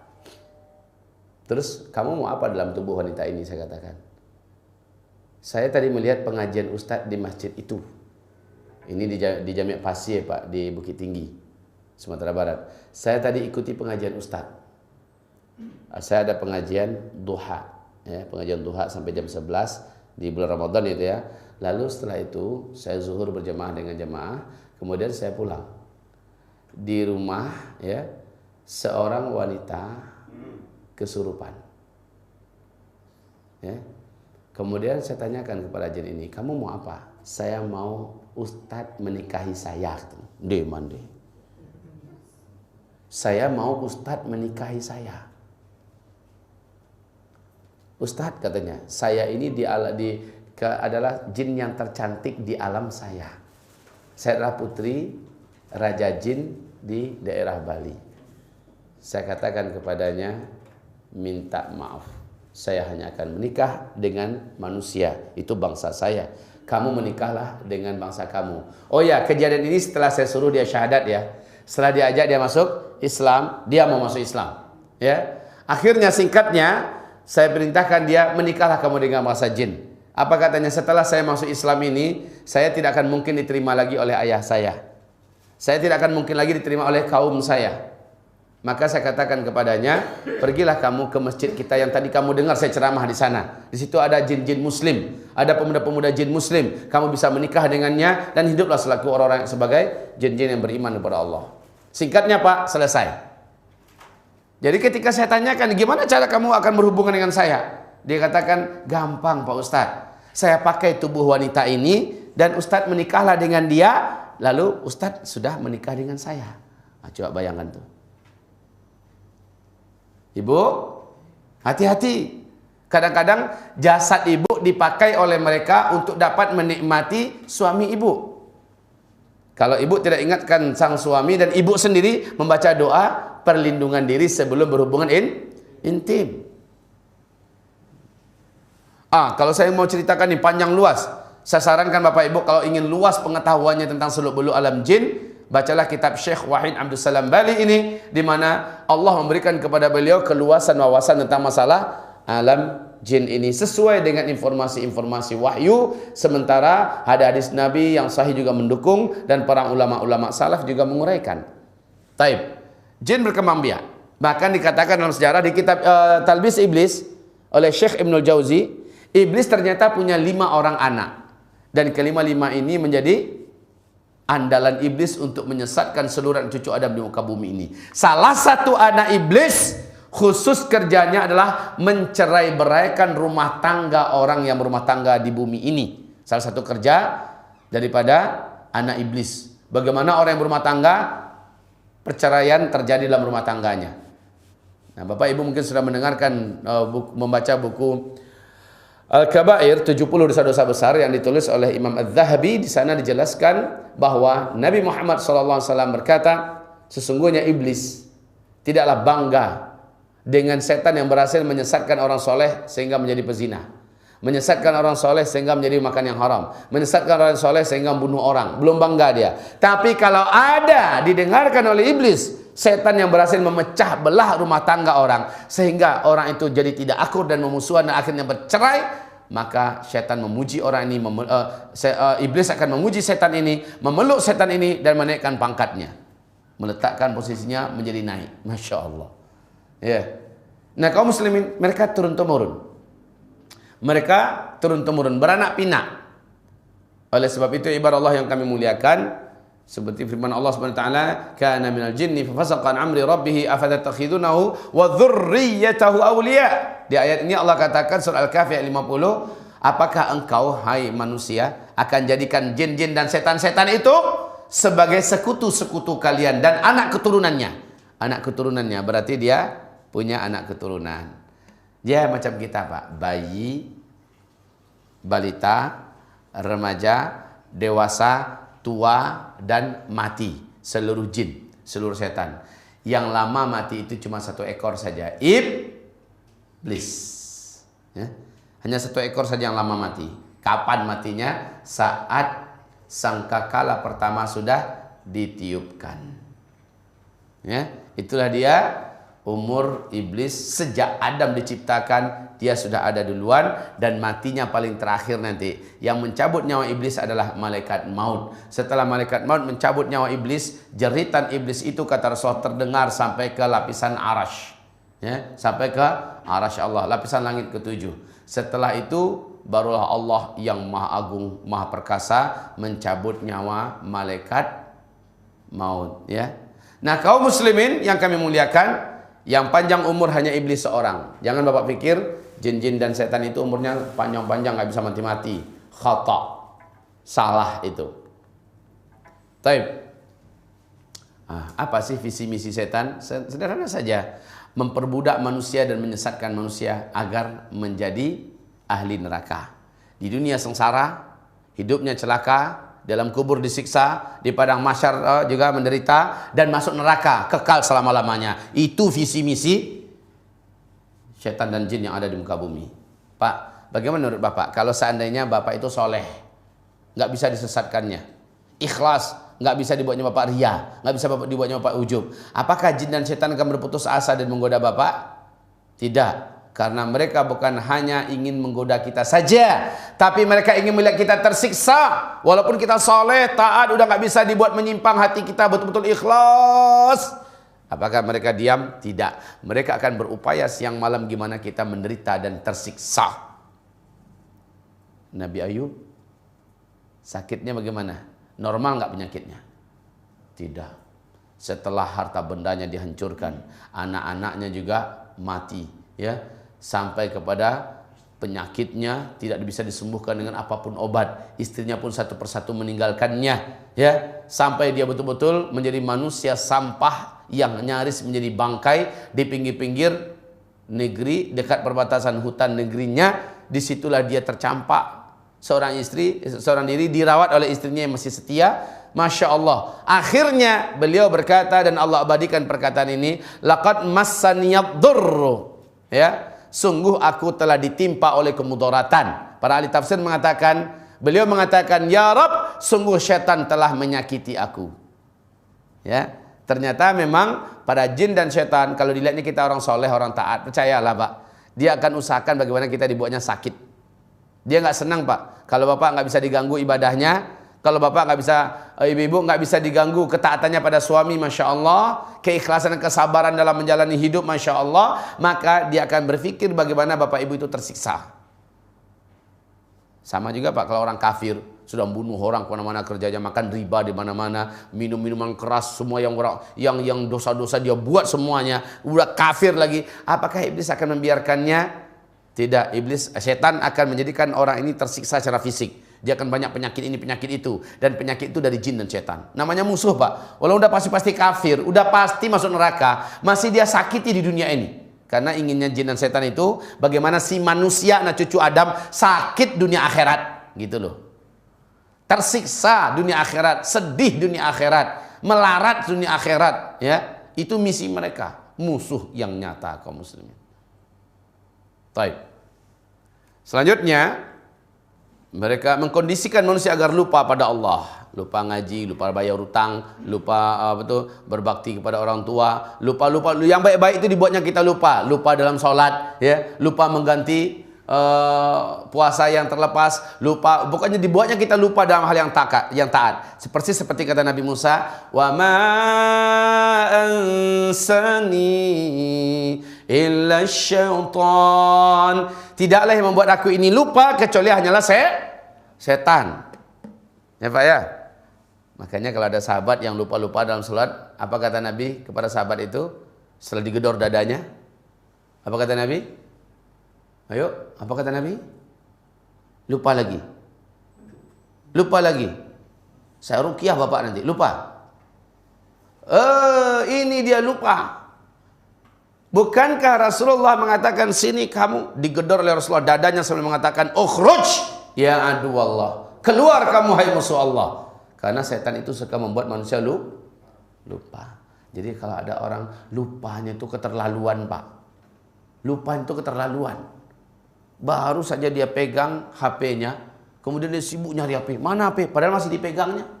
Mana HP saya? Kamu nampak nggak HP saya? Udah gini-gini tangannya. Tolong carikan HP saya. Lah itu yang dipegang apa? Oh iya ya. Itu keterlaluan lupanya. Anaknya ini baru 3 Pak. Udah nanya, kamu namanya siapa? Anaknya sendiri. Itu udah keterlaluan itu Pak. Ya. Nah, orang-orang yang sering dan terlalu sering lupa dalam sholatnya, Masya Allah. Ini jelas dari perbuatan syaitan. Taib. Jin tidak bisa dilihat manusia. Ini sudah saya jelaskan tadi. Tapi jin bisa dilihat oleh beberapa hewan tertentu. Hewan tertentu dapat melihat jin. Contohnya siapa? Anjing. Makanya kalau kata Rasulullah, "Idza sami'tum nuhaqal hamiri fa innaha ra'at syaitanan fasta'idzu billahi min syarri ma ra'at." Apabila engkau mendengarkan bunyi suara keledai, maka ketahuilah keledai itu sedang melihat syaitan. Berlindunglah kalian kepada Allah daripada syaitan yang telah dilihat oleh, menandakan syaitan itu sedang dekat. Idza sami'tum tubahal kilab wa nahiqal humur bil lail fata'awwadhu billah fa innahunna yarayna ma la tarawun. Bila kalian mendengar anjing melolong di tengah malam, bila kalian mendengar suara keledai meringkih, ya, maka ketahuilah oleh kalian sesungguhnya binatang-binatang ini sedang melihat syaitan yang kamu semua tidak bisa melihat. Jadi ada beberapa binatang yang bisa melihat. Bapak Ibu kalau mendengarkan lolongan anjing baca apa?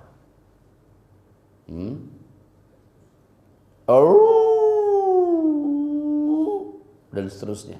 Apa kita baca? Ayo Pak, kita baca apa baiknya Pak? Ayat kursi. Panjang banget. Kaum muslim yang sederhana ya. A'udzubillahi minasyaitonirrajim. Mungkin orang kota jarang dengar kali ya. Jarang dengar orang kota. Lah kami orang di kampung Pak, sering kejadian tuh mendengar tuh. Saya kalau udah macam gitu, udah tahu saya. Berarti ada rombongan setan tertentu yang sedang lewat, jin, anjing-anjing sedang melihat sehingga mereka melolong. Ya, lolongan anjing ini adalah pertanda mereka sedang melihat para syaitan atau pasukan dari bangsa syaitan. Bentuk-bentuk jin. Ini saya singkat saja, mereka memiliki sayap, bisa berwujud ular dan juga anjing. Hadisnya di sini dengan sanad yang sahih dari Tabrani, Hakim dan Baihaqi. Al-jinnu ala thalathi asnaf. Sinfun lahum ajniha yatiruna fil hawa. Jin bisa terbang, jin terbang. Jin angin, jin udara, dia bisa terbang, dia punya sayap. Kemudian wasinfun hayyat. Ada lagi yang melata di permukaan bumi seperti ular. Binatang yang melata di permukaan bumi. Wasinfun yahilluna wa yad'anun. Dan satu kelompok lagi komunitas jin adalah komunitas jin yang suka safar. Melakukan perjalanan ke sana, jalan ke sini ya, nyari mangsa-mangsa baru. Nah, ini kaum muslimin yang kami muliakan, bentuk-bentuknya kepalanya mirip pohon zakum. Pernah lihat pohon zakum? Gampang, buka saja Mr. Google, lihat di situ, tulis saja pohon zakum. Sudah ditemukan beberapa tanam-tanaman dari pohon zakum yang sekarang ini Pak, Masya Allah, bentuk buahnya mirip dengan tengkorak kepala orang. Bentuk buahnya, dan itu berduri, mengerikan, seperti orang yang kena siksa, menganga. Ya, pohon zakum. Innaha syajaratun takhruju fi asl jahim tal'uha ka'annahu, ya, sesungguhnya dia itu pohon zakum adalah sebatang pohon yang keluar dari dasar neraka yang menyala-nyala, mayangnya seperti kepala setan-setan. Dan kami sudah pernah melihat itu. Kemudian setiap jin memiliki tanduk. Nah Pak, semakin besar tanduknya jin ini, semakin kuat dia. Semakin besar tanduknya, semakin kuat dia, semakin senior. Dan ingat, waktu tanduk jin itu keluar, jadi ternyata tanduk itu tidak selalu keluar ya. Dia hanya keluar pada waktu-waktu dia menjadi kuat. Di waktu pagi terbit matahari, di waktu petang terbenam matahari. Itu dua waktu kita diharamkan, dilarang tidur oleh Rasulullah. Dan juga dilarang keluyuran di luar. Apa kata Nabi? Pada waktu itu kita diperintahkan untuk zikir. Zikir. Ini malah bapak ya Allah, bawa istrinya, bawa anaknya kecil jalan-jalan menjelang maghrib. Nah, itu jam-jam terlarang keluar. Perintah Rasulullah adalah bawa anak-anak kamu masuk dalam rumah, bawa keluarga kamu, tutup pintu, tutup jendela, berzikirlah sampai matahari tenggelam. Karena itu adalah waktu di mana setan paling banyak berkeluyuran. Lah, setan itu berkeluyuran dalam kondisi tenaganya sedang maksimal tuh Pak. Dan jumlah mereka sebanyak-banyaknya, mereka memperbanyak mencari calon-calon mangsa yang akan mereka ikuti dari belakang. Jumlahnya berapa? Wallahu a'lam. Bisa 2, 3, 5, 10, 100 ya, mengikuti satu orang. Ketika orang ini masuk ke rumah, nggak baca bismillah lagi masuk rumah. Masuk rumah baca apa biasa? Salah. Masuk rumah itu disunahkan dalam hadis adalah baca bismillah, bukan assalamualaikum. Bismillahirrahmanirrahim. Kalau ada orang baru baca assalamualaikum, ya. Ada orang baca assalamualaikum. Kalau nggak ada bismillahirrahmanirrahim. Walaupun sebagian ulama ahli mazhab fikih boleh membaca assalamualaikum tapi setelah bismillah. Nah, kata Rasulullah, siapa yang masuk rumahnya dan dia baca bismillahirrahmanirrahim, setan yang mengekor dari pasar, setan yang mengekor dari kuburan, setan yang mengekor dari jalanan, dimanapun saja setan-setan itu, tidak satu pun di antara mereka yang bisa ikut masuk ke dalam. Semacam ada benteng gaib yang menjadi penghalang sehingga setan ini nggak bisa masuk. Saat orang ini masuk dalam rumahnya, baca ajarkan anak-anak kita. Kadang-kadang setan itu masuk rumah melalui anak-anak kita. Ajarkan anak kita sebelum masuk rumah, nak, kaki kanan baca bismillah, nak ya. Anak-anak kita ini apalagi yang sore-sore main di luar Pak, dia pulang pasti bawa setan itu, pasti bawa jin. Dan mereka itu paling suka menginap di rumah manusia agar bisa bersyirikat dengan manusia dalam rumah itu, dalam makanan, dalam minuman dan lain-lainnya. Betul tidak? Kata Nabi sallallahu alaihi wasallam, ketika setan merasa terhalang masuk ke rumah orang ini, dia berkata kepada saudaranya, pergilah kalian, tidak ada tempat menginap bagi kalian dalam rumah ini. Betul tidak? Ini hadisnya. Tidak ada yang akan kalian makan, tidak ada yang akan kalian minum. Tapi kalau orang ini masuk saja tanpa membaca bismillah, insya Allah setan ikut masuk. Dan aktivitas kita di rumah, mereka pun ikut berserikat dalam aktivitas itu. Kita makan, dia ikut makan.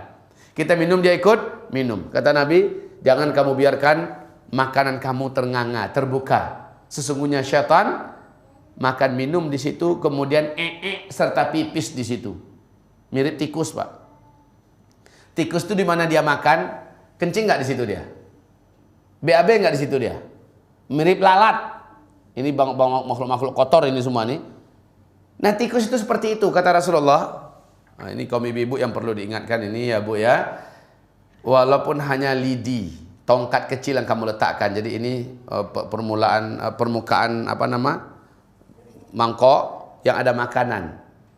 Apakah itu sup, apakah kue-kue segala macamnya. Kalau nggak ada tutup yang menutup rapat seperti buku dan tutup resminya, setidak-tidaknya ambil tongkat kata Rasulullah. Letakkan di atas, lalu bacalah bismillahirrahmanirrahim. Bacalah bismillahirrahmanirrahim. Maka Allah akan menjadikan satu wadah yang ada di dalamnya ini, seluruh makan itu akan terbentengi oleh benteng gaib dari sisi Allah, di mana makhluk gaib tidak mampu mengganggu di situ. Ini Bapak Ibu yang kami muliakan. Jadi bentuk-bentuk jin kita sudah tahu, mereka berkepala mirip pohon zakum dan memiliki tanduk. Di mana tempat tinggal mereka? Tempat tinggal yang paling pasti selalu ada itu Pak adalah kamar mandi. Kalau kamar mandinya bersih gaya hotel saja mereka bisa tinggal dan suka tinggal di situ, apalagi kamar mandinya yang jorok, gelap, pengap, hitam, lama lagi dibersihin. Waduh, paling suka sekali jin dan syaitan karena mereka makhluk yang kotor. Jadi di kamar mandi itu kaum muslimin, nah kita diperintahkan apa? Masuk kamar mandi baca doa. Kaki kiri baca doa. Apa yang terjadi? Subhanallah, dalam sebuah hadis yang hasan Rasulullah berkata, apabila kita masuk kamar mandi lalu kita baca Allahumma inni a'udzubika minal khubuthi wal khaba'ith, yang terjadi adalah Allah gaibkan kita di pandangan mata jin-jin betina, jin-jin jantan yang ada dalam WC itu. Selama kita di WC, kita tidak mampu dilihat oleh mereka. Selama kita di WC, mereka tidak mau bermain-main dekat kemaluan kita, menyaksikan aurat kita. Tidak bisa ditutupi pemandangan mereka itu dari kita. Pemandangan kita ini dari mereka ditutupi oleh Allah SWT. Makanya baca itu doa. Dan selama di dalam, dimakruhkan kita jangan bersuara, ngobrol, nyanyi, ya, apalagi nelpon. Sebaiknya nggak usah. Kalau seandainya kita ingin bicara sesuatu dengan istri kita di kamar, ya, tahanlah dulu pembicaraan itu, pastikan kita keluar kamar mandi baru bicara. Kalau kita bicara, apa yang terjadi? Kalau kita berbicara, kita melakukan yang makruh. Tirai gaib yang tadi membentengi kita langsung terangkat dan kita bebas dilihat oleh jin-jin dalam WC, ya. Dan kata Nabi, jangan kamu siramkan air panas. Jangan kamu siramkan air panas. Ke dalam mana? Ke dalam lubang WC atau kloset. Kenapa? Tu'dzuna ikhwanakum minal jin. Kamu bisa menyakiti saudara-saudara kamu, hamba-hamba Allah dari bangsa jin. Tidak boleh. Kalau mereka tersakiti, mereka itu makhluk pikirannya itu singkat, Pak. Balas dendamnya jauh lebih anarkis daripada yang tersakiti. Nanti baca di kitab ini, sekali lagi saya anjurkan ini rujuk kepada kitab ini, di mana kisah-kisah nyata diceritakan di sini. Apabila jin tersakiti, dia suka balas dendam, dan balas dendamnya itu berketerlaluan, khususnya jin-jin jahil, jin-jin fasik yang kurang ilmu, kurang iman, maka dia ingin bagaimana manusia yang telah menyakiti dirinya atau keluarganya ini kalau bisa mati. Dia berpikiran bagaimana sampai mati, dan dia sabar menunggu kapan waktu yang paling tepat nak membunuh orang ini. Baik. Kemudian tempat-tempat kosong. Di mana saja tempat kosong. Hati-hati Bapak Ibu. Pernah nggak baca hadis? Akan tiba zamannya nanti, kata Rasulullah, sebelum kiamat, di mana manusia memiliki kendaraan-kendaraan untuk setan, memiliki rumah-rumah untuk setan. Ternyata hadis ini terwujud sekarang. Memiliki rumah-rumah untuk setan, villa-villa. Dihuni orang nggak villa-villa? Dihuni orang nggak villa-villa? Kalau kami di Sumatera Barat, Pak, banyak orang Minang, orang Sumatera Barat itu suka merantau. Pulangnya mungkinnya sekali setahun, dan mereka buat rumah besar-besar, sekian bilik, dilengkapi dengan tempat tidur segala macamnya. Inna lillahi wa inna ilaihi raji'un. Dia jadikan rumah khusus dibangun, sebenarnya bukan untuk dia, tetapi untuk musuhnya sendiri, yaitu bangsa jin. Bukankah seharinya kita tinggalkan rumah kita? Apa yang diperintahkan oleh Nabi bagi kita? Nabi perintahkan kita agar ambil sapu, ambil kain, lalu pukul-pukul tempat tidur kita sambil membaca kepada Allah SWT, mohon perlindungan, ya. Karena syaitan, kata Rasulullah, satu harian itu sudah bermain-main, dia bergelut-gelut di atas tempat tidur kamu sambil meninggalkan dan pipis. Ingat, syaitan itu sama dengan tikus. Kalau mereka sudah bermain-main dan meninggalkan pipisnya di sana, setan-setan yang lain akan melihat itu adalah lokasi milik dia. Lalu setan-setan jin ibarat tikus nih, tikus-tikus yang lain akan datang ke situ. Lalu lama-lama akan menjadi markasnya tikus. Jin dan setan juga begitu, Pak. Kalau satu kamar sudah lama tidak dihuni, jangankan lama, sehari aja Nabi sudah perintahkan kita untuk dikepak-kepakin, apa namanya itu, dipukul-pukul lalu disapu, ya kan begitu perintah Nabi SAW. Agar apa? Agar bau daripada pipis dan yang hanya bangsa jin yang mampu menghirupnya itu tidak menetap di situ, ya. Mereka akan terburai langsung, ya, akan hilang langsung dengan kita lakukan sunnah ini. Dan itu pun juga Masya Allah, kaum muslimin yang kami muliakan, ada uraian-uraian istilah ilmiah kedokteran yang sekarang ini baru tersingkap dan baru terungkap tentang apa hikmahnya, kenapa kita diharuskan untuk membersihkan tempat tidur sebelum kita kembali tidur di atas itu. Satu hari aja kita tinggalkan, sudah begitu gangguan jin dan setan. Bagaimana kalau kita meninggalkannya berminggu-minggu, berbulan-bulan? La haula wala quwata illa billah. Wajar kalau rata-rata rumah-rumah kosong di mana-mana pasti ada penghuninya. Itu benar. Setiap rumah-rumah kosong, kamar kita di kamar suami istri aja, anak pada kuliah di mana-mana, umpamanya kan, kamar ada 6. Cuma 1 atau 2 kamar yang kita huni, yang 4 itu sudah milik setan itu. Sudah milik setan. Jadi bagaimana Pak Ustadz? Bagus tampung orang anak saleh, anak-anak yang taat, ya, yang memang tidak punya orang tua, tinggal bersama kita. Itu bagus. Kita berpahala, rezeki dari Allah juga melimpah ruah kepada kita, ya. Dan tempat tidak menjadi tempat setan. Nah, kaum muslimin yang kami muliakan, tempat-tempat kosong, apapun itu tempat kosong, gudang, mobil yang sering di garasi, jarang diisi di bawah, ya. Tak apapun tempat-tempat yang kosong. Baik. Lobang-lobang. Inilah tempat jin dan syaitan. Maka Nabi melarang kita jangan pernah kencing di lubang-lubang. Lubang-lubang apa? Lubang-lubang tanah, Pak. Yang kita pikir selama ini adalah lubang ular. Enggak. Kaum muslimin, kata Rasulullah, ini baca hadisnya, naha ayyubala fil juhri qalu liqatadah ma yukrahu minal bawli fil hujri qala kana yuqal inna masakinul jin. Sesungguhnya lubang-lubang itu tidak boleh kamu kencingi, karena lubang-lubang yang ada di tanah-tanah itu adalah tempat-tempat tinggalnya jin. Coba Pak, lubang dengan lubang kloset kita sama besar enggak? Hampir sama besar kan? Nah, itulah tempat tinggal jin. Besar apa kecil namanya jin tuh? Besar atau kecil tuh kalau udah kayak gitu? Kecil. Jangan berpikir, oh jin itu setinggi bukit. Tidak, kaum muslimin. Dia mirip dengan film dengan film di bioskop.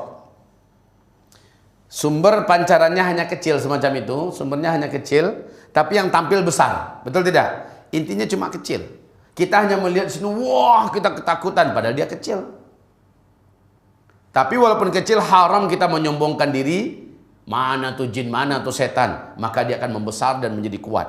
Tapi bila kamu berpasrah diri kepada Allah dan tidak takut dengan jin dan setan, juga tidak menyombongkan diri, dia akan menjadi kecil dan minder, dan dia sebesar kutu di hadapan kamu. Begitu Pak. Bu, jadi kita tidak pernah diizinkan dalam agama untuk takut kepada jin dan syaitan. Takut kita kepada mereka, mereka membesar dan menjadi kuat untuk kita. Dan apabila kita tidak takut kepada mereka, juga tidak sombong dengan mereka, dalam artian saya hanya takut pada Allah, saya tidak mau macam-macam, tetapi saya juga tidak takut dengan jin karena saya bersama Allah. Toh dengan perbuatan dan dengan keyakinan seperti itu, mereka menjadi lemah dan mereka mengecil, mereka minder di hadapan kita. Baik, lubang-lubang, semua lubang-lubang. Makanya ibu bapak, jangan pernah kita sembarangan kencing di lubang-lubang yang kita lihat di pinggir jalan. Menutang kebelet pipis, berhenti di semak-semak, mana yang lubang main tembak aja ke situ. Ya, ini hati-hati kaum muslimin. Kemudian rumah-rumah. Nah ini, alhamdulillah beberapa buku cukup bagus-bagus di toko-toko buku sekarang. Rumah-rumah yang disukai oleh syaitan, rumah-rumah suka jin, adalah rumah-rumah yang di rumah itu tidak diamalkan amalan-amalan sunat, salat-salat sunat, baca Quran, zikir, doa di rumah, adab-adab suami istri dan anak pada ayah, ayah pada anak. Dan kebalikannya, rumah-rumah yang disukai oleh jin dan syaitan adalah rumah-rumah yang paling disukai oleh mereka. Di rumah itu ada maksiat, dengarkan musik, itu suka banget itu jin. Dia macam tersedot, seperti ada energi, sumber energi yang menyedotnya untuk bergabung ke dalam rumah itu. Apalagi rumah yang ditanami sesajen, yang ditanamkan tulisan-tulisan rajah tertentu. Waduh, kalau sempat bapak ibu beli rumah itu ternyata historinya ketika dibangun sudah ditanamkan sesuatu oleh bapak kita, atuk moyang kita dulu, bongkar Pak. Temukan itu, kemudian bakar. Saya di Payakumbuh ketika masih menjadi seorang kontraktor. Saya kontraktor Pak, ngontrak terus kemana-mana. Ya. Waktu saya masih menjadi seorang kontraktor, tuan rumah di mana, ini rumah kami, ini tuan rumahnya sebelah, besar rumahnya. Suatu ketika dia berkata, Pak Ustadz, nama bapak ini Pak Afdol, Pak Ustadz, kami di rumah ini sering melihat penampakan-penampakan Pak Ustadz. Padahal rumahnya besar loh Pak. Penampakan gimana? Saya bilang, ini Pak Ustadz, karena saya pernah katanya bangun jam 4. Lah kalau jam 4 di Payakumbuh itu Pak berarti sejam sebelum subuh loh itu. Saya lihat, waktu saya pergi ke belakang, saya melewati dapur. Saya lihat anak gadis saya tumben lagi masak. Anak gadis dia usia SMA. Nggak pernah anak gadis saya ini masak. Karena saya ngantuk kebelet pipis, saya langsung saja kamar mandi. Kemudian ketika masak lagi, serius masak. Ketika saya balik ke dapur itu senyap, nggak ada tanda-tanda kuali minyak yang dia tadinya nampak utuh ya. Anak saya yang saya lihat itu, saya pergi ke biliknya. Dia masih tidur seperti biasa. Nggak ada bekas orang yang baru bangun itu, nggak ada. Lalu besok saya tanyakan, kamu ngapain dia bangun malam tadi? Masa apa kamu? Nggak ada. Nah ini satu. Yang kedua katanya, anak kecil saya yang usia ini, yang usia 5-6 tahun, itu sering main-main dengan kawan-kawannya di rumah saya ini yang kami nggak bisa melihat. Kami nggak bisa melihat, sementara dia main-main dengan kawan-kawannya. Sementara bilik-biliknya banyak, Pak. Bilik-bilik itu tempat kos-kosan. Tapi orang nggak dapat yang berani ngekos di situ. Nah kaum muslimin yang kami muliakan, apa yang harus kami buat? Sikatnya saya katakan kepadanya, pernah enggak rumah ini waktu dibangun dulu ditanamkan sesuatu dalamnya oleh orang pintar? Jimat kayak ini, jimat itu, kayak rajah ini, rajah itu, kayak segala macamnya. Dia berkata, oh iya pernah Pak Ustaz, dulu masa Bapak dia sudah nanamkan ini. Maka saya katakan kalau begitu bongkar, cari kira-kira di mana. Jadi harus bongkar keramik ini. Kalau mau hilang dari ganggu aja saya bilang iya. Sebab apa Pak? Dengan ditanamkan itu sebenarnya kita sedang menanamkan pusat sinyal bagi bangsa jin dan setan bahwa ini adalah markas kalian. Jadi sebenarnya bodoh, jahil, orang yang tega membiarkan rumahnya yang baru dibangun di dalamnya ditanami, katanya ini untuk penangkal. Bukan penangkal, sebenarnya itulah pengundang. Ya. Jadi jin itu suka tinggal di rumah-rumah manusia, apalagi manusia ini jauh dari ibadah, apalagi manusia ini suka buat maksiat dan dosa. Dan dia lebih suka lagi kalau di rumah itu ada anjing, ada patung, ada gambar-gambar makhluk hidup. Dia lebih suka lagi. Karena dengan itu dia merasa inilah istananya. Dan kita manusia yang ada di rumah itu, ini penjahat jin dan setan Pak. Kalau dia masuk ke situ rumah yang rumah itulah rumah kita, dia akan berupaya nak mengusir kita dengan cara mengganggu kita sehingga kita tidak nyaman dan segala macamnya. Dia berharap kita pergi, lalu dia yang menguasai rumah itu. Nah, siapapun yang ngontrak berikutnya di rumah itu akan menjadi mangsa-mangsanya berikutnya. Maka saya katakan di Yogyakarta ada rumah seorang jenderal. Rumahnya 3 tingkat, mewah besar. Saya dengar dia membuatnya dengan harga 5M. Waduh. Kemudian mau dijual dengan harga 500.000 pun gak ada yang mau beli. Harga 500.000, 500 juta. Bangunnya 5M, mau dijual dengan harga 500 juta. Itu pada tahun 2007. Ya. Waduh. Pikir hati saya. Kalaulah seandainya mungkin kalau ditawar orang tuh Pak 100 juta, 200 juta mungkin dia jual. Kenapa nggak berani? Nggak ada orang yang berani. Karena diyakini siapapun yang masuk ke rumah itu akan gila, akan histeria, akan kesurupan, akan meninggal. Banyak siapapun coba masuk di rumah itu mengalami gangguan ini dan itu. Dan tetangga juga banyak. Nah, meruntuhkan rumah tidak berani, dijual nggak ada yang berani beli. Akhirnya apa harga rumah tuh? Nggak ada harganya kan? Aduh, kalau saya katakan, dalam kondisi waktu itu saya memang nggak punya apa-apa. Tapi kalau beranilah orang-orang macam itu hari ini, saya jual ini 100 juta padahal harganya 1M. Ya, dengan segala risiko yang tidak kami tanggung, silahkan tanggung sendiri. Saya katakan insya Allah saya beli. Tolong kasih informasi ke saya. Kalau ada di Jakarta ini rumah-rumah mewah, tapi takut orang beli, bahkan dijual murah pun gak ada yang beli, kasih tahu saya Pak. Mudah-mudahan harganya terjangkau 100-200 juta, saya beli. Ya, kita usir jin dan setannya, jual mahal-mahal, jadikan untuk pondok pesantren. Mantap. Mereka memang sangat suka tinggal di rumah-rumah, apalagi rumah itu besar. Oke, di pasar, di mall. La takun awala man yadkhulu suq wala akhiru man yakhruju minha fa innaha ma'rakatun aw qala marbatu syaitan wa biha rayatuh. Janganlah kamu masuk ke pasar-pasar kata Nabi. Lah, hari ini orang pada gila-gilaan pergi ke mall-mall. Betul tidak? Padahal itulah pusatnya setan. Seburuk-buruk tempat di muka bumi ini kata Rasulullah sallallahu alaihi wasallam adalah kuburan dan pasar. Sesungguhnya setan berlomba-lomba menyambut siapa saja yang datang ke pasar. Setan-setan dari bangsa jin berlomba-lomba menyambut. Karena di situ adalah bendera-bendera setan dikibarkan. Situ adalah pusat peperangan dan pusat batalionnya setan, pasar-pasar.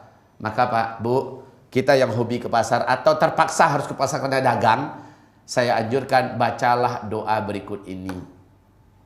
Semoga Bapak Ibu tidak lupa. Bacalah doa berikut ini, doa masuk pasar. Kata Rasulullah, siapa yang membaca doa ini, tidak ada satu syaitan pun yang bisa mengganggunya, bahkan tidak ada orang jahat yang menggunakan sihir, yang punya ain, yang punya hipnotis, yang dapat mengganggunya. Doa ini sederhana, tapi kalau nggak dibaca, baru akan terbuka pintu-pintu bencana. Apa isi doanya? Saya yakin Bapak Ibu tidak sulit lagi menghafalnya. La ilaha illallah wahdahu la syarikalah, lahul mulku wa lahul hamdu. Nah, ada tambahan, yuhyi wa yumit wa huwa hayyun la yamut biyadihil khair wa huwa ala kulli syai'in qadir. Yang membaca ini, kata Rasulullah, Allah gugurkan dosa-dosanya, Allah naikkan derajatnya, ya. Kemudian Allah lindungi ia dari mara bahaya apapun, dari gangguan jin dan syaitan yang ada di dalam pasar itu. Ayo kaum muslimin, bisa nggak mengingat bacaan tadi? Hanya penambahannya sedikit. Coba sama-sama.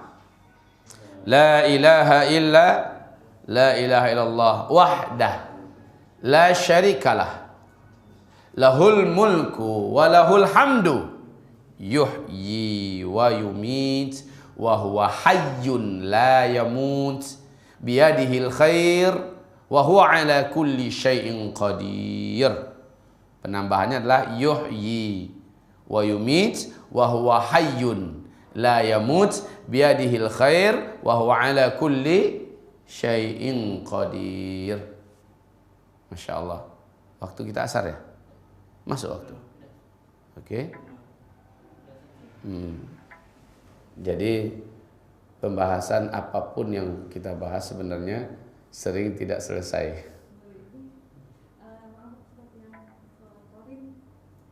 Qarin? Oh ya, kan kita bahas. Jadi waktu kita ini asar masuk, kita sholat dulu. Habis itu kita tambah maksimal setengah jam. Ya pasti pergi lah, masa tidur sini? Hah? Nggak tahu, jadwal saya di Trans nggak ada. Iya, kita lanjutkan setengah jam ya, insyaallah. Mari kita laksanakan sholat asar dulu, habis itu kita lanjutkan dan buka ruang tanya jawab. Siapa pula itu qarin, insyaallah. Sebenarnya Bu sangat panjang Bu. Ini saya yakin kalau dibahas pun 3 jam lagi pasti masih. Tapi kalau next time bisa dilanjutkan lagi pembahasan lebih tajam lagi, lebih luas lagi, sehingga pengetahuan kita tentang jin cukup luas. Insyaallah kita siapkan. Oke, ini lihat sini bukunya ya. Silakan dapatkan di toko-toko buku. Iya, silakan. Bismillahirrahmanirrahim. Bapak Ibu sekalian, mari kita lanjutkan dengan sedikit lagi, kemudian kita bicara, buka diskusi tanya jawab. Pembahasan tentang masalah jin, insyaallah saya jadikan pembahasan yang bersambung. Karena pembahasan jin ini nanti kita akan komparasikan atau bandingkan dengan pembahasan tentang malaikat. Untuk perkara yang berkaitan dengan jin, karena ini berkaitan dengan kesehari-harian kita. Kita di sini belum membicarakan tentang masalah serangan ya, serangan jin dan penangkal-penangkalnya yang telah dibekalkan oleh Allah untuk kita dan juga oleh Rasulullah sallallahu alaihi wasallam. Baik, tempat tinggal jin berikutnya yaitu kandang-kandang unta. Kandang-kandang unta termasuk binatang-binatang yang binatang tersebut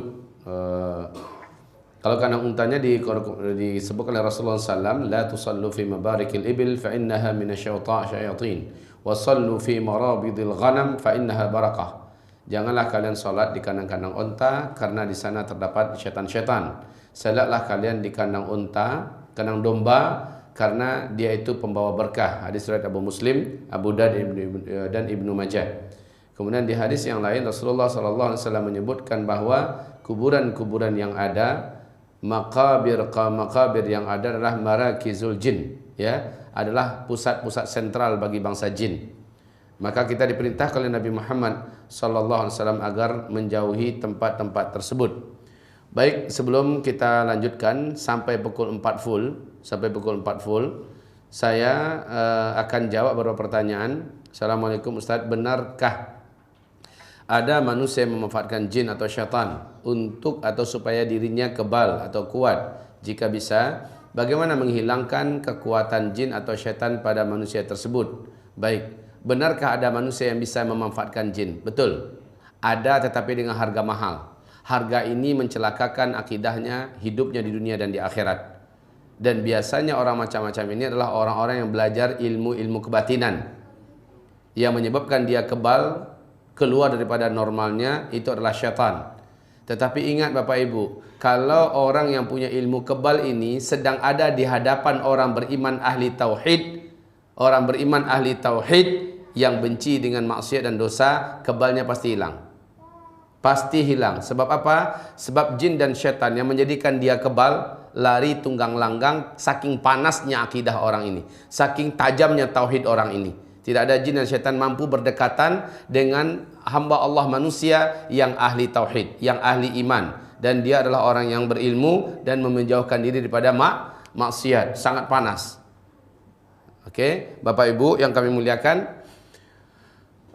Kemudian bagaimana menghilangkan bagaimana menghilangkan kekuatan jin atau kesehatan pada manusia tersebut? Senang saja, cukup dengan meruqyahnya. Ruqyah saja orang ini dengan ayat-ayat Allah yang dibacakan dengan keras, ya. A'udzubillahi minasyaitonirrajim, dengan niat menyerang jin, dengan niat mengusir syaitan yang ada di tubuh orang ini. Insyaallah dia akan berambus, dia akan keluar. Khususnya membaca 10 ayat daripada surat Al-Baqarah yang direkomendasikan oleh Rasulullah SAW. 4 ayat pertama dari awal surat Al-Baqarah 1, 2, 3, 4. Kemudian ayat kursi dan 2 ayat setelahnya, udah 7. Kemudian 3 ayat penutup dari surat Al-Baqarah. 10 ayat ini kata Rasulullah dapat mengusir jin dan syaitan, baik dari badan ataupun dari rumah, ataupun dari tempat-tempat yang memang ada jin dan syaitannya di situ.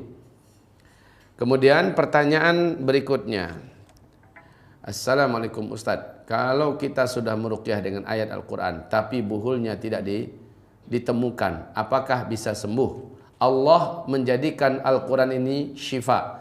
Tidak ada satupun kekuatan di langit dan di bumi, melainkan seluruhnya adalah makhluk Allah. Sementara Al-Quran ayat-ayatnya bukan makhluk Allah. Seluruh ulama Ahlus Sunnah wal Jamaah dari kalangan ahli hadis dari kalangan ahli fiqih seluruhnya sepakat mengatakan bahwa Al-Quran ayat-ayat Allah adalah min dzatillah, dari zat Allah. Maka seluruh makhluk pasti akan hancur, baik makhluk itu berupa penyakit, baik makhluk itu berupa jin, sihir dan segala macamnya, pasti akan hancur. Yang kita perlukan di sini adalah teruskan membacakannya.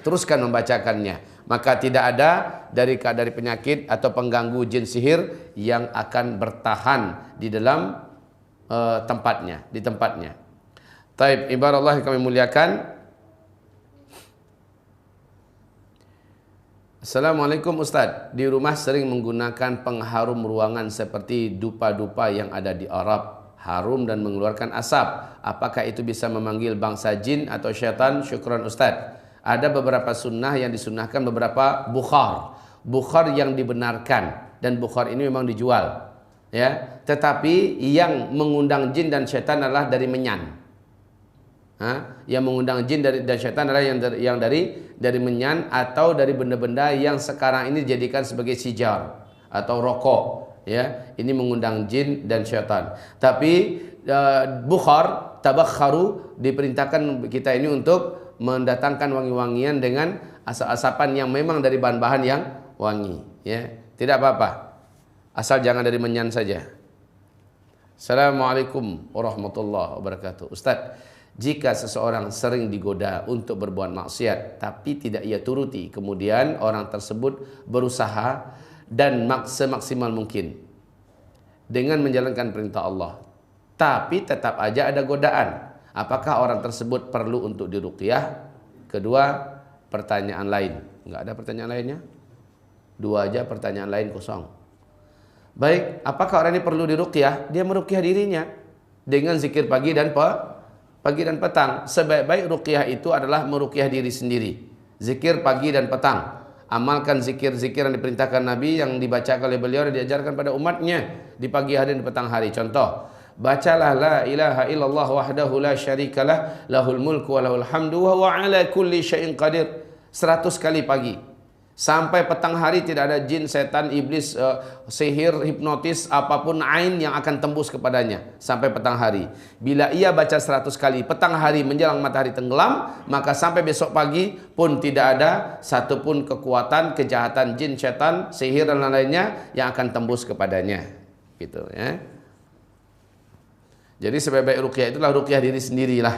Ruqyah diri sendiri. Jangan mengandalkan untuk diruqyah oleh orang lain. Kecuali kalau memang sudah sangat-sangat emergensi dan kita sudah tidak mampu lagi untuk melakukan ruqyah untuk diri kita sendiri. Tadi Ustadz menjelaskan bahwa setan itu bisa masuk ke dalam aliran darah manusia, bisa berbentuk bola di dalam perut atau ada yang jalan-jalan seperti cacing di perut, di badan dan lainnya. Bagaimana jika hal ini ada pada pasangan kita atau suami? Bagaimana mengeluarkan jin atau setan itu di tubuhnya? Harus diruqyah oleh istri atau yang bersangkutan. Yang bersangkutan buat paling utamalah. Sebaiknya dia meruqyah air, kemudian air itu dijadikan sebagai air mandinya dan jangan dikeringkan air itu dari tubuhnya sampai air itu mengering sendiri. Jadi diusapkan ke seluruh tubuhnya, mulai dari anggota wudu, kemudian dia ratakan ke seluruh tubuhnya, biarkan air itu mengering. Lakukan hal itu berulang-ulang sampai yang gejala-gejala seperti itu menghilang, ya. Atau silahkan dia meminum habbatus sauda, minyak, atau minum minyak zaitun, atau gabungkan minyak zaitun, habatus sauda dan madu, gabungkan dengan komposisi yang boleh ngacak sebenarnya. Mau apakah lebih dominan madunya, apakah lebih dominan habatus saudanya, lebih dominan zaitunnya, yang mana saja di antara tiga yang lebih dominan silahkan. Kalau ada zam-zam silahkan tambahkan. Ruqyah dulu dengan Al-Fatihah agak 7 kali. Habis itu doakan kepada Allah agar dengan herbal-herbal mulia ini Allah usir semua pengganggu gaib atau semua penyakit yang ada di tubuh kita. Lakukan berulang-ulang sampai betul-betul kita lepas dari gangguan tersebut. Insya Allah dia pasti sembuh. Begitu ya. Atau terlepas dari gangguan tersebut. Kalau dapat jangan mengandalkan senang diruqyah orang gitu.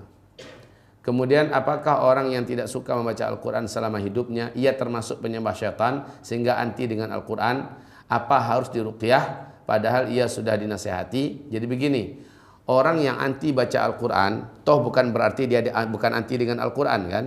Ya, hanya saja memang kata Rasulullah, janganlah kamu jadikan tubuh kamu seperti kuburan. Sesungguhnya tenggorokan yang tidak dibacakan padanya Al-Quran seperti kuburan. Jadi kalau kuburan itu banyak jin, banyak setannya enggak? Banyak. Oleh karena itu kalau tidak mau seperti kuburan tubuh kamu, banyaklah baca Al-Quran. Nah pada hari ini orang malah banyak membaca musannah. Musannah ini kata Rasulullah SAW yaitu semua tulisan, semua rangkaian-rangkaian kalimat yang ditulis oleh tangan manusia, yatanaqaluna fima bainan nas, saling berpindah-pindah dari tangan ke tangan manusia yang lain. Inilah dia chattingan, WhatsAppan, Twitteran, FB-an segala macamnya. Orang sibuk ya. Orang sibuk tidak membacanya. Sementara hamba Allah yang kami muliakan, Al-Quran enggak dibacanya. Nabi mengatakan tidaklah terjadi kiamat sampai banyak dari kalangan umatku yang membaca musannah dan mereka meninggalkan kitabullah. Ini terjadi hari ini ya. Orang sibuk dengan benda-benda macam ini. Baik hamba-hamba Allah yang kami muliakan, ini pertanyaan daripada ibu kita tadi, apakah dia harus diruqyah? Sebaiknya enggak mesti harus selalu diruqyah. Justru dia kecuali kalau dia benci Al-Quran ya. Kalau dia benci Al-Quran baru diruqyah. Bisa jadi memang jin dan setannya sudah dominan. Dan biasanya orang ini mengalami perubahan mental yang tidak normal. Biasanya orang ini mengalami perubahan mental yang tidak normal. Contohnya apa? Mudah emosi, gampang marah dan sangat mudah tersinggung, mudah buruk sangka. Dulunya enggak kayak gitu. Nah, ini adalah contoh di mana orang ini sudah mengalami perubahan emosional. Kemudian pertanyaan berikutnya. Assalamualaikum Ustaz. Bagaimana menyikapi kepala rumah tangga yang kerjanya marah-marah terus? Nah, ini dia. Ya.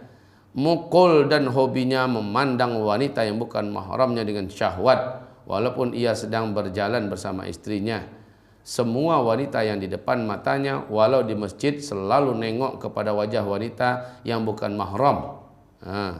Dan itu menjadi kebiasaan sehari-harinya. Bukankah laki-laki wajib menundukkan pandangan? apakah di tubuhnya sudah kemasukan syaitan? Apakah harus diruqyah? Kaum muslimin yang kami muliakan, tidak selalulah orang itu kalau kita lihat menyimpang, ya, lebih dominan kayaknya nafsu dan syahwatnya, ada syaitannya. Syaitan itu sifatnya menggoda. Tapi yang paling keras menyesatkan manusia, coba buka surat Ibrahim surat 14 ayat 22. Perhatikan di situ, ya, di mana Allah berfirman sesungguhnya 23 24, sesungguhnya syaitan itu protes nanti di hadapan Allah, di hadapan banyak manusia yang menyalah-nyalahkan dia.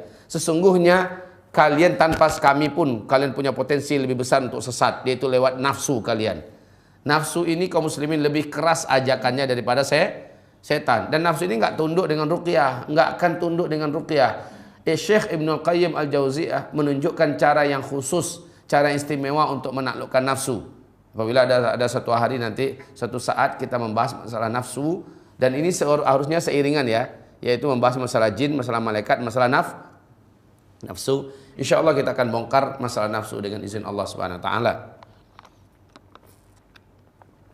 Jadi, apakah orang ini harus diruqyah? Sekali lagi, kalaulah setan yang mengganggunya itu ngacir, setannya berhasil disuruh, tapi nafsunya, coba lihat bulan Ramadan, setan diikat nggak bulan Ramadan?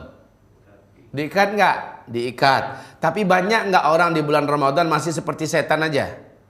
Banyak. Menandakan apa? Setan yang mau disalahkan? Enggak. Setan itu sudah diikat. Wasuffidatis syayatin. Setan-setan sudah diikat. Lalu kenapa orang banyak yang macam masih diganggu setan? Bukan setan lagi yang bergentayangan ketika itu, tapi nafsu yang selama ini sudah menguasai dia dan terus dominan menguasainya walaupun bulan Ramadan. Justru Allah ciptakan Ramadan khusus untuk 1 bulan menaklukkan nafsu. Nah, caranya ada. Semoga caranya ada ini. Tolong diajukan pertanyaan pada bab jawaban saya, pembahasan saya masalah malaikat nanti, ya. Karena pembahasan masalah malaikat nanti saya akan singgung langsung tentang masalah nafsu, insyaallah. Ustaz mau tanya, kalau ada suami yang tersihir oleh wanita yang bukan mahram karena ia sering berkirim foto, bukankah foto bisa dipakai sihir oleh dukun? Saya jawab langsung yes. Ya, foto menjadi media yang paling langsung oleh para bomoh, para dukun, para ahli sihir, para tukang santet dan segala macamnya untuk ngerjain orang ini, untuk mendukun-dukuni orang ini. Oleh karena itu, kalau kita punya FB, kalau kita punya WA segala macamnya, di foto profilnya janganlah foto kita. Kasih kayak foto burung, foto kucing, kayak foto apa segala macamnya kan bisa, foto sajadah, macam-macam, foto jam dinding, macam-macam yang bisa kita. Kenapa harus foto kita? Apalagi yang suka selfie sana, selfie sini, tak sebentar ganti wajahnya di foto itu, di profil itu. Berbahaya Bapak Ibu. Ketemu dengan orang yang memiliki ain, ini bisa merusak buat yang bersangkutan. Ketemu dengan orang yang memang mempunyai ilmu-ilmu macam itu, dia bisa dikerjai. Terus suami jadi hampa dan marah-marah kepada istrinya, padahal ia sudah ngaji dan rajin ibadah. Lah, sudah saya katakan tadi, jangankan orang-orang biasa yang hanya mengandalkan ngaji dan rajin ibadah, sedangkan Nabi Ayub saja sakit, disiksa dan dicederai oleh setan, ya kan? Nabi Muhammad kena sihir, kena enggak? Kena. 2 hari berturut-turut beliau menderita sihir tersebut. Jadi selevel Nabi saja kena, apalagi kita orang-orang biasa yang benteng pagi petangnya juga sering longgar, maksiat ini itunya sering dibuat, ya seringlah kena dia. Ya, kaum muslimin yang kami muliakan, kita anjurkan kepada suami yang seperti ini agar mereka mencoba taubat dulu kepada Allah, habis itu diruqyah. Ya, karena orang macam ini yang sudah kena disihir, dia harus melepaskan sihir itu atau menghancurkannya. Jika tak mampu dengan meruqyah diri sendiri, maka dibantu oleh orang lain yang memiliki iman, tauhid dan amalan-amalan yang benar. Terus sering mengatakan kata-kata cerai kepada istrinya, ia sering bengong dan maksiat, ya. Bukankah foto yang dikirim kepada wanita yang bukan mahram ini maksiat, dan nanti di hari kiamat akan disuruh tiupkan roh di foto tersebut? Masalah foto ceklek-ceklek yang asli memang ada orangnya yang difoto, ini ada khilafiyah para ulama. Para ulama kontemporer baik yang di Arab Saudi dan lain-lainnya ada khilafiyah. Kalau foto asli, ya, tidak akan diminta untuk memberi gambarnya, karena memang ada asli manusianya memang wujud. Kalau binatang-binatang asli yang diminta itu adalah yang dari lukisan, sementara makhluk hidupnya itu tidak ada. Kalau ini kan hanya sekedar memindahkan yang nyata kepada berbentuk gambar. Maka ini khilafiyah kaum muslimin. Selama khilafiyah, kita tidak membina hukum di atasnya. Dan kita tidak akan menjadikan itu sebagai hujah. Tapi sangat dianjurkan foto-foto kita yang dari foto-foto gambar dari kamera-kamera itu enggak kita pajang di dinding-dinding. Kalau memang kita perlu foto, maka disimpan sajalah di album. Kapan kangen dan rindu, silakan buka albumnya, ya. Apalagi memang foto-foto untuk buku pernikahan, untuk KTP, untuk segala macamnya itu memang diperlukan, kan. Jadi kita tidak akan keras dalam masalah-masalah yang sifatnya khilafiyah. Kita memberikan yassiru wala tu'assiru. Buatlah kemudahan dan jangan dipersulit. Pertanyaan berikutnya, Assalamualaikum. Ustadz, kalau ketika malam dan sendiri kadang-kadang bulu kuduk berdiri, merinding, apakah ini tanda-tanda ada syaitan atau jin sekitar kita? Sangat mungkin, ya, sangat mungkin. Karena keberadaan mereka menjadikan bahagian sensitif dari tubuh kita, indera kita merasakan keberadaan mereka. Jalannya bagaimana? Nabi mengajarkan kepada kita, bacalah Al-Quran. Bacalah Al-Quran atau bacalah la haula wala quwata illa billah berulang-ulang sampai rasa itu hilang. Ingat ya Bu ya, bacalah la haula wala quwata illa billah sampai rasa itu hilang. Pertanyaan, Assalamualaikum Ustaz. Saya punya teman yang percaya kepada temannya seorang Nasrani yang bisa menyembuhkan orang yang kemasukan makhluk jin. Lah, orang Nasrani bisa menyembuhkan orang yang kemasukan jin. Tapi apabila ada seseorang mau minta tolong, apabila orang tersebut sudah pernah ke dukun, si Nasrani tersebut tidak mau membantu atau menolak untuk menolong. Bagaimana ini Ustadz? Lah ini namanya pergi dari mulut buaya ke mulut singa, ya, sama berbahayanya. Pergi ke Nasrani, dia pasti akan dibantu oleh jin dan syaitan, ya. Nah, kalau dukun sudah campur tangan situ, setannya pasti ngelarang, jangan kamu coba bantu. Orang ini sudah jatuh kepada bahaya yang paling besar, itu dosa terbesar, itu syirik. Nah, kaum muslimin yang kami muliakan, tak akan pernah berjaya usaha si Nasrani ini, karena sesungguhnya dia dibantu, dia ditolong oleh jin dan syaitan pula. Kemudian pertanyaan berikutnya, Assalamualaikum Ustadz. Saya ada titipan pertanyaan, kapan diadakan kajian Ustadz di daerah Bekasi Selatan? Waduh, saya tak tahu nih di daerah Bekasi Selatan ini. Bekasi-Bekasi itu saya nggak ngerti pembagiannya. Kadang-kadang ada undangan, cuman saya nggak tahu ini Bekasi mana. Dan ini ketika ada pertanyaan begini saya nggak bisa jawab.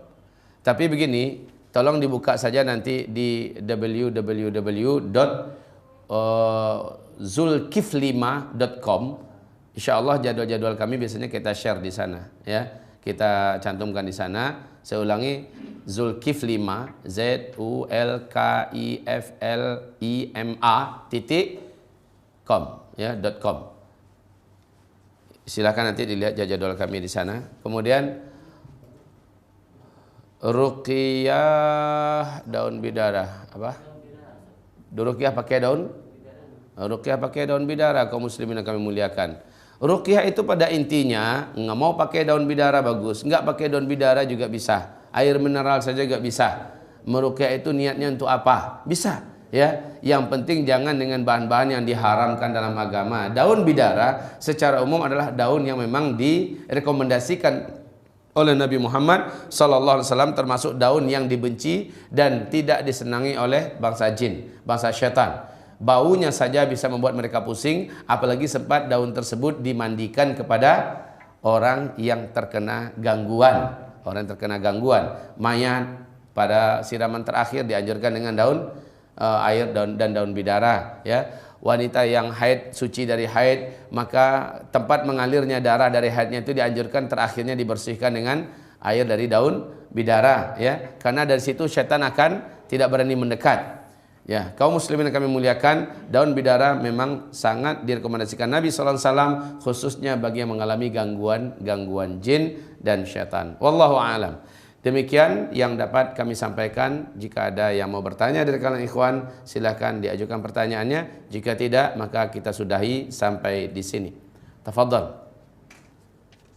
Bismillah. Assalamualaikum Ustaz. Anak saya 9 tahun, sering melihat penampakan apakah anak saya harus diruqyah? Yang diruqyah cukup matanya saja. Anak ini diruqyah cukup matanya saja, atau ruqyahkan ke minyak zaitun, ayat-ayat Allah Subhanahu wa taala, khususnya ayat-ayat ruqyah, lalu semburkan sebagian percikan air liur kita ke minyak zaitun itu, nanti teteskan ke matanya.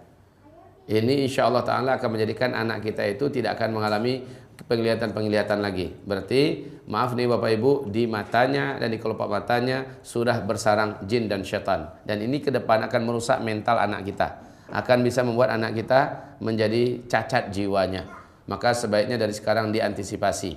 Jadi tidak diruqyah secara umum ya, yang diruqyah hanya saja di matanya, dan matanya itu kalau tidak ada apa-apa, nggak ada minyak zaitun, semburkan dengan air liur kita saja, yang mana air liur itu tadi telah bergelimbang sebanyak-banyaknya dengan bacaan Al-Quran yang kita ruqyahkan. Jadi air liur kita ini setiap partikelnya, setiap molekulnya sudah penuh dengan keberkahan ayat-ayat Allah, itu yang disemburkan kepada kedua bola matanya. Ya, semoga dapat dipahami. Insyaallah ibu akan dapat menyaksikan anak ibu sudah tidak lagi mengalami gangguan berupa dapat melihat ini dan itu dengan izin Allah Subhanahu wa taala. Demikianlah, subhanakallahumma wa bihamdika asyhadu an la ilaha illa anta astaghfiruka wa atubu ilaik. Wabillahi taufiq wal hidayah. Wassalamu alaikum warahmatullahi wabarakatuh.